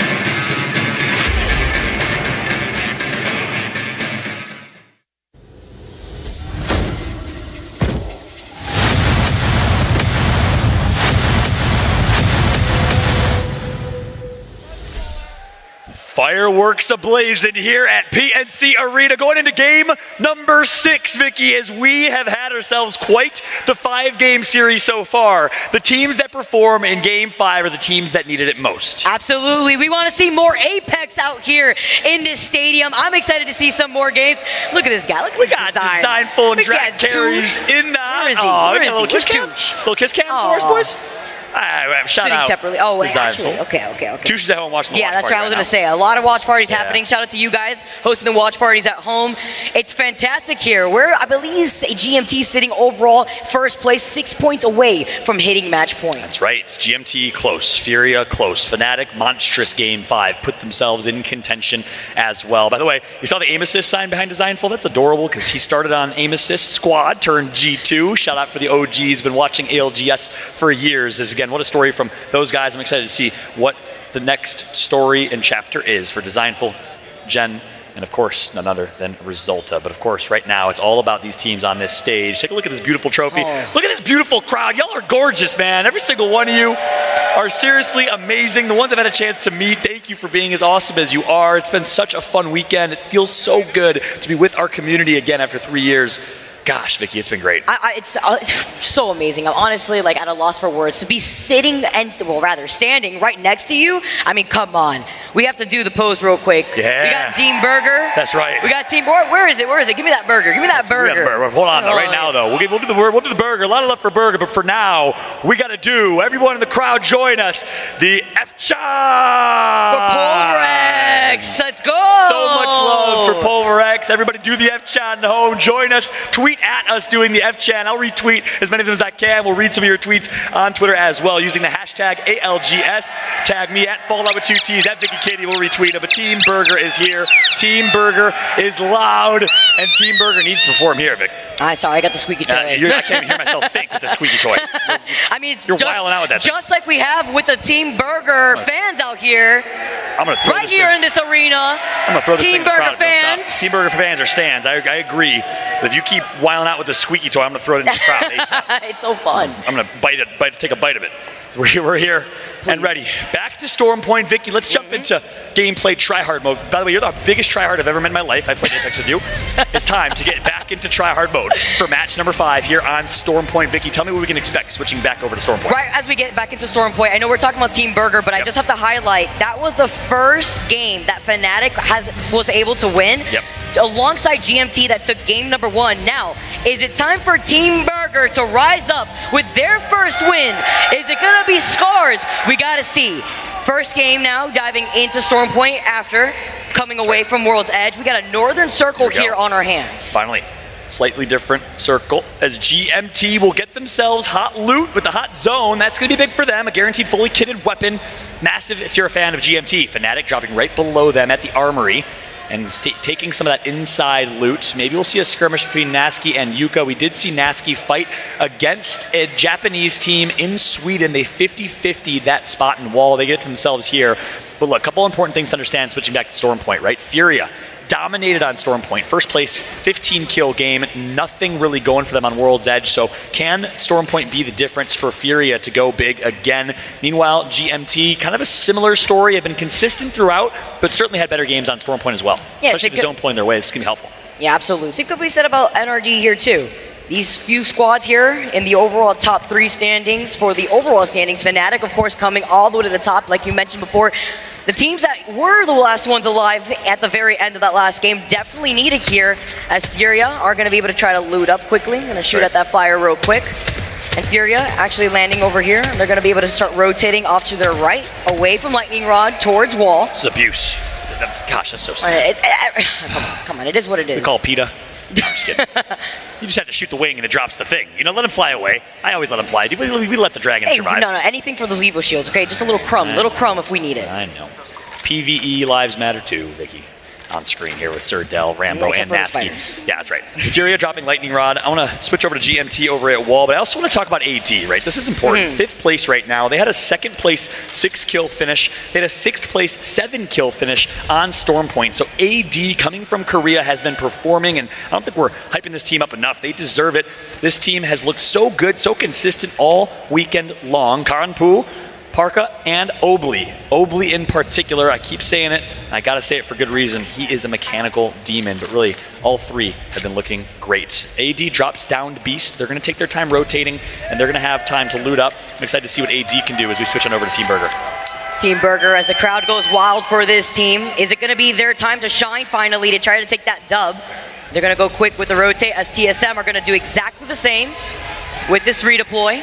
Skyward Dive, they are going to be able to pick up a team that is right behind them with that Valve passive, flying right overboard. They have their priorities, and their priorities is to get into that circle, try to play for placement. See, Verhulst is still rocking that white Evo shield, but other than that, you see Hal reps with the purple and blue. That's right. So early Valk ult, maybe a ult accelerant was hit from Hal here, and that's going to get them fast rotation. They're coming all the way from Antenna, though. It's actually my favorite drop spot in Ranked. I like to hit Antenna, Jurassic Park right after. But TSM going to avoid Jurassic Park. They're going to rotate really quick here as they find themselves center circle. And the fact that they're rotating from Antenna that quickly and find themselves center map, pretty darn impressive as we switch on to Scars. Scars got taken out, not the best World's Edge performance, showed some life. They're going to hit the beacon near No Name to the southeast of Mill, and they're going to work their way far west and edge of this one. So expect them to maybe come up on IG, come up on AD, teams that play in this area. It'll be interesting, but look how fast all these teams are rotating. Yeah, look at the Fnatic already having a high ground, but you already see that black market coming out. That's going to be Team Liquid playing from right underneath. They're trying to scoop up all that loot, NRG. Now trying to maybe get some information, but Sweet needs to be careful. Yeah, he's rocking the purple, but he does try to scout out a nice spot for the rest of his team to actually infiltrate. That's right. NRG drops checkpoint, so early and fast rotation for them, but look at this. It's going to be Duplex. Optic needs a big performance here. Had such high expectations coming in. A lot of people thought they were the favorites to win the whole tournament. Not performing to their expectations, but guess what? Dupe and Jaro from Burger, but Sweet comes right into 3 and busts right in like the kid from Home Alone, but going to easily somehow sneak away. He's just as sneaky as Macaulay Culkin. I love it. I love that. That's actually one of my favorite movies out here. It's a good movie. Yeah, absolutely. Now Sweet has to play this out. He's quite literally alone right now. Yep. How do you survive that? What? It's Sweet. It's Sweet. He does the Sweet thing, but he's getting pinged from afar. Team Burger is the one that has them in their sights. They've completely bunkered down with the Cossack and the Cossack traps to help complete their corners. And he hit him with a little wiggle strafe right there. A little WASD, you know what I'm saying? My man CD in the third. Shout out to C's if he's watching. As you like the movement from Sweet on KBM, Fnatic find themselves top bridge and well positioned with Watson fences to their name, and Sweet still alive here. Going to try and rat his way to a respawn. Just kind of choked and missed that one a little bit. And now he's like, okay, hopefully they're not watching. Meanwhile, he sees a light show happening right in front of him too. That's 3 squads within his line of sight. Wondering what he's going to do next because AIM is on the outskirts. Let's not forget, AIM actually lands in the armory right next to North Pad, so they had a lot of that time to go for those further out rotations. Like Fnatic, who lands here in North Pad, a lot of these teams with a quick rotate already have been able to take real estate inside of these buildings, like Ascend. Yeah, and a couple of these teams we've seen so far drop non-POIs, right? So again, in Ranked, can you guys all please stop hot dropping Antenna or Wall? There's other places to land than the POIs that are named. Ascend drops Jurassic Park, unnamed. Burger drops just northeast of Jurassic Park outside the fences, unnamed. But right now, Cloud9 needs to find themselves health to their name. Is Zach Mazer down to 10 HP? The shots come through from Albert Lely. Oh, beautiful here. Can he get the follow-up as the Rampage ends up with that Thermite charge going away? But Albert Lely, he tosses out the dome, but he gets taken down right before. Saynati now going to be able to try to go back in, but nonetheless, it's Furia moving in. His Watson. Right. It was Panders who broke ice, and guess who finishes? Zara, Tricky, and Watson, the duo. Panders gets rezzed. Furia's making plays and going to secure match point if they can get 5 more. Remember, we were talking about the verticality that we see on this map, the horizon, the Valk, the repositioning, as well as the scouting that we see from his Watson on the Seer. Yep. Furia's back in their dojo. It's Storm Point. They love this map. They love what they can do with Horizon, the verticality, the plays they can make, and it shows as Furia is 5 points away from being our first team to unlock match point and a chance to make history here. Alliance right now getting rotated by Noct, actually going to get taken out. Hawkins needs to get this Phoenix kid off ASAP. Yuki's trying to hold everyone off if he can. Needs to go big right now. Optic Gaming is hunting. talking about teams that have been struggling for the last 2 games. Optic Gaming need to clean up this KP here. Energy being taken out, another one of the squads that unfortunately were taken out really early in the last game now. And I don't know if this is a team of 2 or a team of 3 for Optic, so I think it might be a clean 2 versus 2 fight. I don't see the third Optic Gaming member alive, so Alliance might recognize the numbers and be aware of the situation better than we are since we just tuned back into them, and they might realize, hey, this is a 2v2. We want to take this. Some nice shots from Yuki. Gonna out-trade his opponent there. Oh yeah, look at this. Duplex and knock, team of 2. Zeta is nearby. That means that they are lacking Skittles on the Cossack, which means they don't really have the ability to push some of these squads that are rocking the Cossack themselves. That's right. I love this fight in trenches. This is one of my favorite POIs and locations in the game. Shout out to the level designers at Respawn because this is a fun one.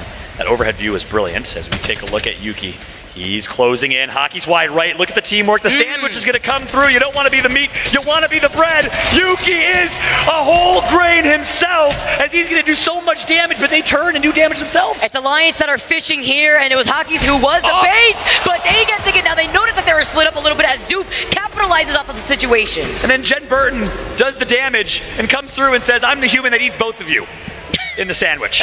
Noct and Duplex somehow find a way to channel their inner Skittle Cakes and work their way out of that bad situation. It was the Duplex bubble that did it for me, Vicky. The Dupe chance coming in, TSM with only How alive. Unfortunately cannot get the res onto Verhulst. Couldn't even get the banner for reps. So this just leaves How up alive as he's forced to go with the Skyward Dive out of the circle. That's right. TSM had a big last game on World's Edge. Obviously some really smart plays. That Valk ult was brilliant. And then Hal just taken to the skies to secure a second place finish. 3 more points. Really, really big stuff from them, but they didn't get the kills they needed. They only got 3 kills last game. They have 30 points in 7th place right now. They didn't start with a 10-point advantage that they're kind of used to having here. They have work to do. They need some kills. Oh my god. Area, they're still roasting. They're burning. And they get the knock. EXO in trouble here. As his Watson now moves in. Prevents the rest from coming in with that Seer Tech. Nor that Arc Star. It's all fine here. He's still got the ult moving in. That's right. They're going to have all types of info, all hacks come through, Watson and Killapose. It's cannon fodder right now, and Watson is eating. He gets one, Panders gets the other. I've been so impressed by this team. They are ranked warriors, and they say, yeah, you might Valk ult out of here. You can leave for now. We'll get you later. Nice shot from Fury. See ya. They're going to see him just sky out of there, but EXO get taken out of the skies. It's actually Space Station Gaming that are inside of the area. Yeah, that's right. Vicky, I'm going to call it.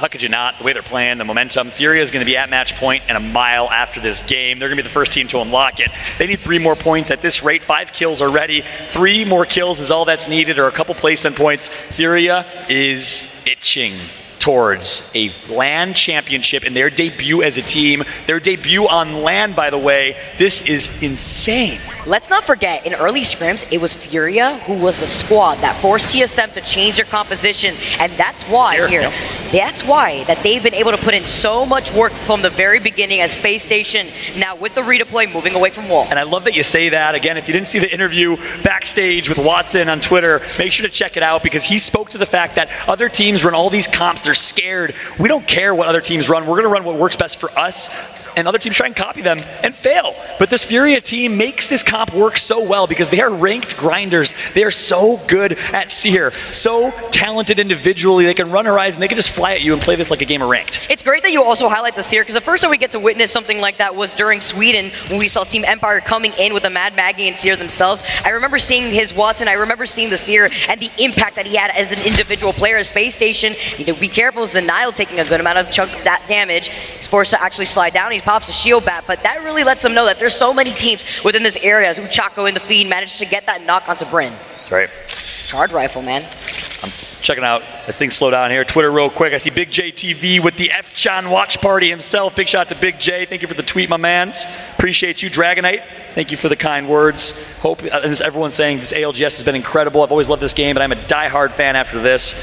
The fan service, the commentary, the engagement with the community is all unmatched. I love you, man. Thanks so much for tuning in, every single one of y'all. And let's get back to it. AD now on screen. They're going to find Zeta. It's APAC North versus Europe, and Korea wins. And look at where the circle's pulling here too. They're hugging the outskirts here, gonna be able to deny some of those southern rotations if Space Station want to try to take this onto AD. They're actually gonna be in their line of sight. You can see the pings coming in from AD as Fnatic have not moved from the spot. I mean, why would they? They had home point advantage here when they do land in North Point here, so they're gonna be able to hang out on the top of this. They're gonna see a lot of the action happening, and look at this, they have the Sentinel here too, so they're gonna be able to take some of those shots. That's right, Fnatic, Vicky. You think they're going back to back? Jetpack? They can do that. I mean, this is NorthPad. This is their home territory right now. And so they have the high ground. Look at the painting they painted with the Watson fences. Who's going to try to contest them? It's not going to be Alliance. We're not going to see another one of those plays. Good luck with that when you land on top of those fences. That's right. Imagine. That would be... Imagine I talk like this, Russell. Yeah, I'll give you A for effort with that confidence if they manage to do something like that. Yeah, that's right. That's a fact. Fnatic looking to do it. They need themselves 10 to 12 more points to get to match point to match Furia. You don't want Furia being the only team match point, Vicky. Something tells me if they get to match point, the wise decision is going to be they change their team comp. That's the smart decision, but they don't always make what's the textbook on paper decision. They make the decision that works for them. They get match point and stay as Seer. I'll lose my mind, but something tells me they'll go Caustic to blend in a little bit. We'll see. I'm T. Team Burger needs a big performance, but gosh, Waltzy's knocked. The only controller player. It's not looking good for them. It's not right now. They have to restabilize as well. If they want to have this advantage, they need to back up. The charge rifle now. Space Station have been on fire with these shots. MT's like, I got an Arc Star. maybe this Arc Star can get me out of this peculiar situation. Maybe not. Oh, this is so tough. He's still in the line of sight of Space Station. He manages to get away. Where does he go? He's playing around the knockdown shield. That spot is still off to his right. Yep. This team has to realize it's a team of one. Get that free KP. Go clean up. We'll see if he's able to sneak out of that one. But right now, we got to jump up with dropped. One of the top charge rifles alongside Mandy and Fun and others. Team Burger outs, by the way. There's the KP coming through for SSG. What's brighter, the charge rifle shots or the spotlights that we have behind him us on the spotlights. stage? I've been blinded 19 times, but the charge rifle shots are pretty hot. Ascent. Representing all of Portugal, an entire nation, the face of Portugal. Kashera, his mom and audience. Sanaski on board right now, coming from Denmark, playing alongside Rambo from Florida, and Sir Del from the UK. Talk about a mixture of teams here. Obviously not playing with Mady or Strafey from the Ukraine. We love you, Strafey. Standing and showing love for Ukraine right now is Fnatic under a missile barrage. You have to try and survive. But look at 100 Thieves. They have high ground. They're able to bully high ground from Fnatic, I think. Wait a minute. What? Wait a minute. What happened here? They got on top? We just talked about the fences. The fences are gone, by the way. Yeah. Maybe an EMP, something had to have happened there because all those fences are gone. I don't know if they have a replay of that, but I think maybe Fnatic moved away. They're right there. Maybe they're predicting the zone to rotate here, and that's why they maybe Valkyrie themselves or drop down. I don't know, but nonetheless, Fnatic find themselves near GMT. This is a big fight. These are two teams in the top 5. Fnatic at number 3, GMT at number 1 going into this game with 44. Meltstera gets knocked by Onmu. He's going to contribute from above. They just went in for the rotation, but was it too early a little bit here? Fallout losing out on the Gibby at the same time. Yuka dropping low. Yep. And just got word. No one bullied them. They actually chose to rotate here. We'll see if it pays off. GMT with Watson, with Rambo, with Nasky, with the best comms in the game. Let's jump into Illicit with GMT. Chill. We're gonna get their loot out too. Yeah. Good shit, baby. Good shit. I don't think we can play that right now. Nice. Good shit, man. Good shit. Yep. Fucking bots, dude. Let's fucking go, baby! Let's fucking go, baby! Yeah! Wait, the crowd is yelling. Is that because we yelled? Are you listening to us? Let's fucking go! Yo, Liquid fucked off from the red room. We can okay, they're still team high. They're still team high. Breaking gen, they broke gen. It's gonna break. Get ready to regen. No, I don't have it. We're just gonna have to dance. It's broken. But I think that's a Newcastle team. Oh, look at some. Yeah. Can we go back or do we stay? I'm gonna try to go back, okay? I'm gonna try to go back. Team in red room. Yeah, we have to stay, I think. We have to stay, I think. Yeah, I'm looting. Peeking us. They're going there. Peeking us. Coming. I'm going back. I'm going back. I'm gonna go down. I'm dead. Go back. Someone landed on us. Oh shit, on me. I'm just playing my life. Play your life. Shooting for you. I'm rushing down, okay? I'm just dead. It's all you. I'm gonna pop up. Bro, what the fuck is that? What the fuck is that, bro? You guys gotta, you just need to play tight. I fucked one of them, I fucked one of them. Yeah. Play close. Can we 1v2? No. You have to play right there. Yeah. Can we go back to this spot? Yeah, you can probably go back to spot. Yeah, you can go back spot. Go back spot. Can I punch you? No. It's stupid. Maybe you can actually. You just need to go. Yeah, you need to run. You just need to go. You need to go back to the spot. If they pin me, they pin me. It's not a big deal. I'm good. They're gonna pin me. Just play. Red room is peeking us again. Yeah, but we're gonna be protected, I think. You're gonna have Jin. You're chilling. You're gonna have Jin. There was a Moby in one of the boxes, dude. I kid you not, man. But you cannot get the banner. You're gonna die for it. No, they're gonna play backside. There's a team red room though. They're gonna peek. There's a team. We're gonna get peeked. Just listen for info, please. I might have had one, bro. I think you picked it up, Ram. No. Where's the fucking Moby?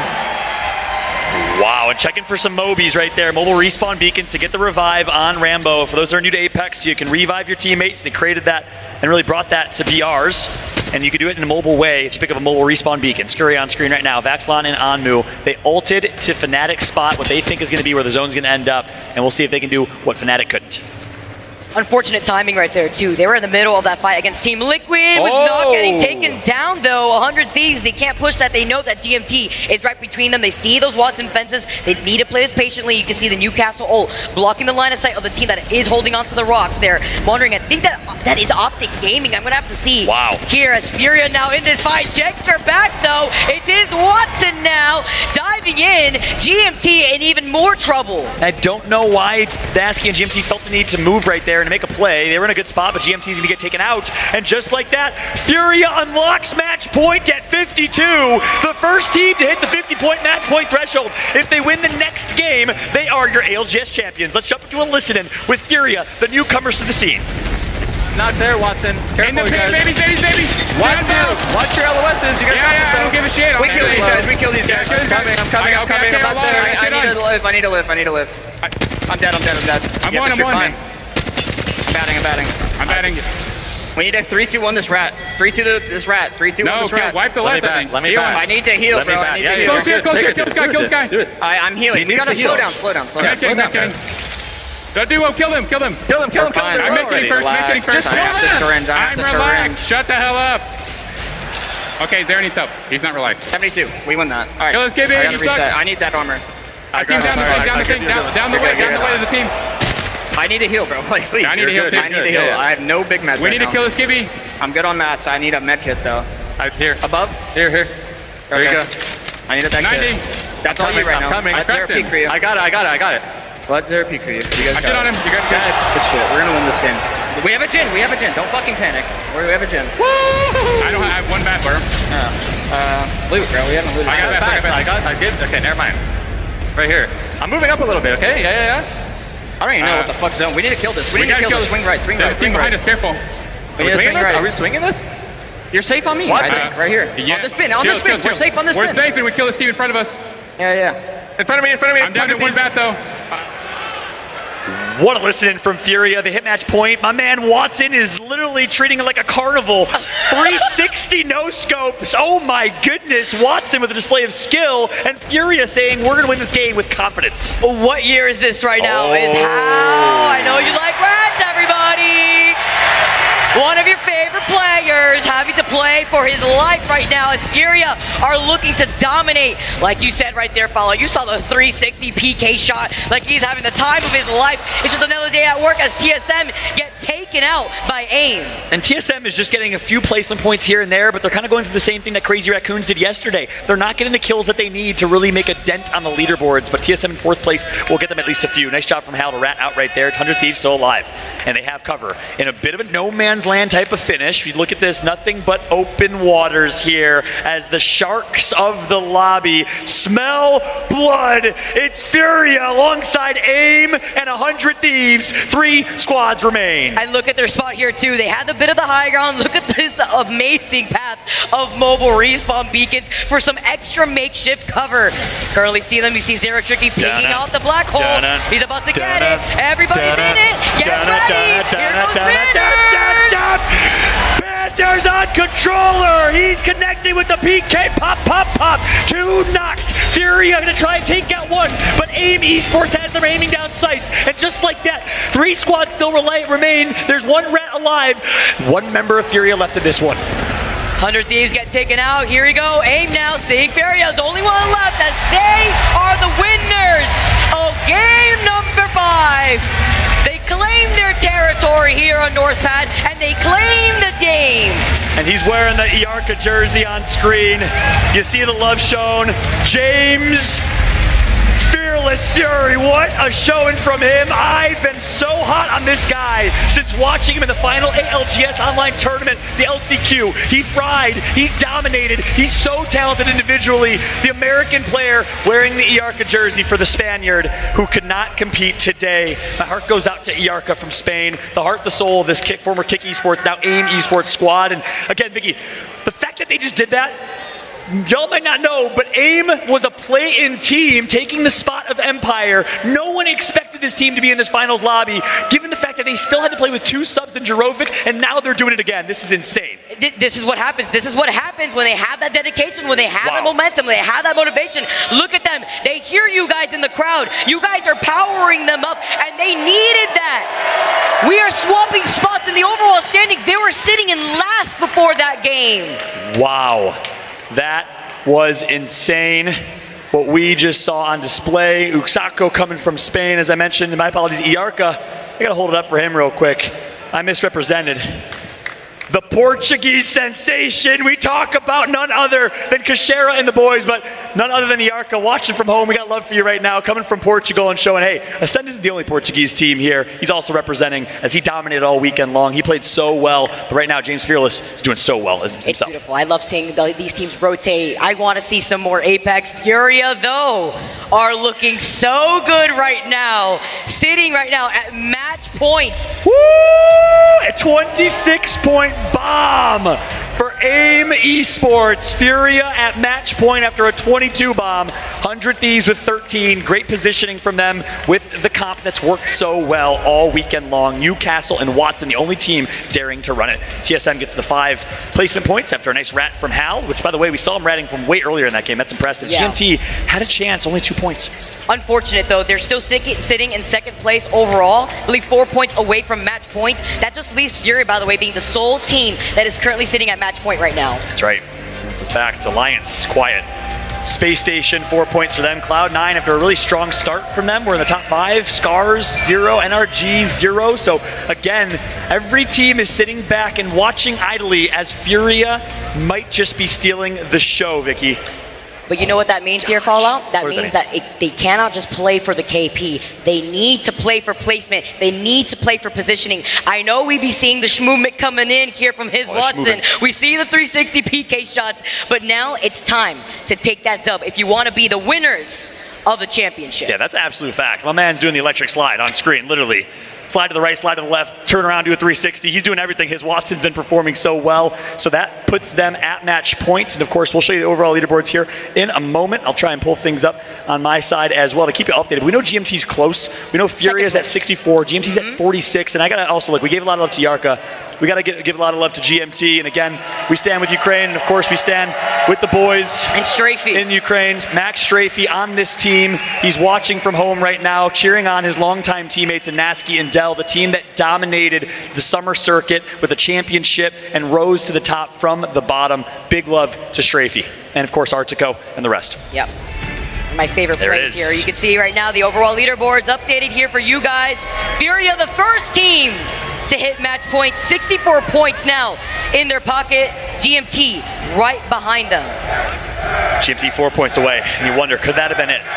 They felt this need to push into 2 teams. It was Team Liquid. I don't know if they knew that Furia was right there, but they got taken out. Team Burger, chants are going. I don't see them on the screen, but they're cheering anyways. These people are lunatics. Burger Brigade can't be stopped. Doesn't matter what's happening, there's cheering. Fnatic in 5th with 39 AD. So look at this top page right now. We got Furia from NA, 100 Thieves from NA, GMT representing EU, AD and Fnatic from APAC North, the Koreans in AD, the Japanese in Fnatic. And we know how big Apex is in Japan. Talk us through the second page, though. Now looking at the second page, you saw Alliance now sitting at 26 points, tied though with 2 other squads to be Team Liquid and Dark Zero. Moving up a little bit, but man, this is quite a gap between this page and Furia right now, sitting at a total of 64 points, 50 points being that match point that you want to be sitting in. That's right. You see Furia boys on screen from right to left. You got Panders, you got his, Watson, and Zera Tricky. Zera Tricky's been competing for a long time. Panders as well. Panders from Ghost Gaming, and you always felt like he's next up. All he needed was his Watson, the ranked grinder. These guys just love this game, and it's just such a great story because look, Optic Gaming is another one. Former Xbox ranked players, ranked grinders. If you're a ranked grinder yourself, one of the millions that loves to enjoy this game competitively, you could be on this main stage at the next ALGS Championship. The format is amazing. It's an open bracket, open competition. Anyone can work their way through the Challenger circuit, much like we saw the likes of Furia do from an LCQ to now being #1 with a chance to win $500,000. They were a last chance qualifying team, and they now have an opportunity of a lifetime to close this championship out in 7. Furia at match point with an opportunity to win it all after this.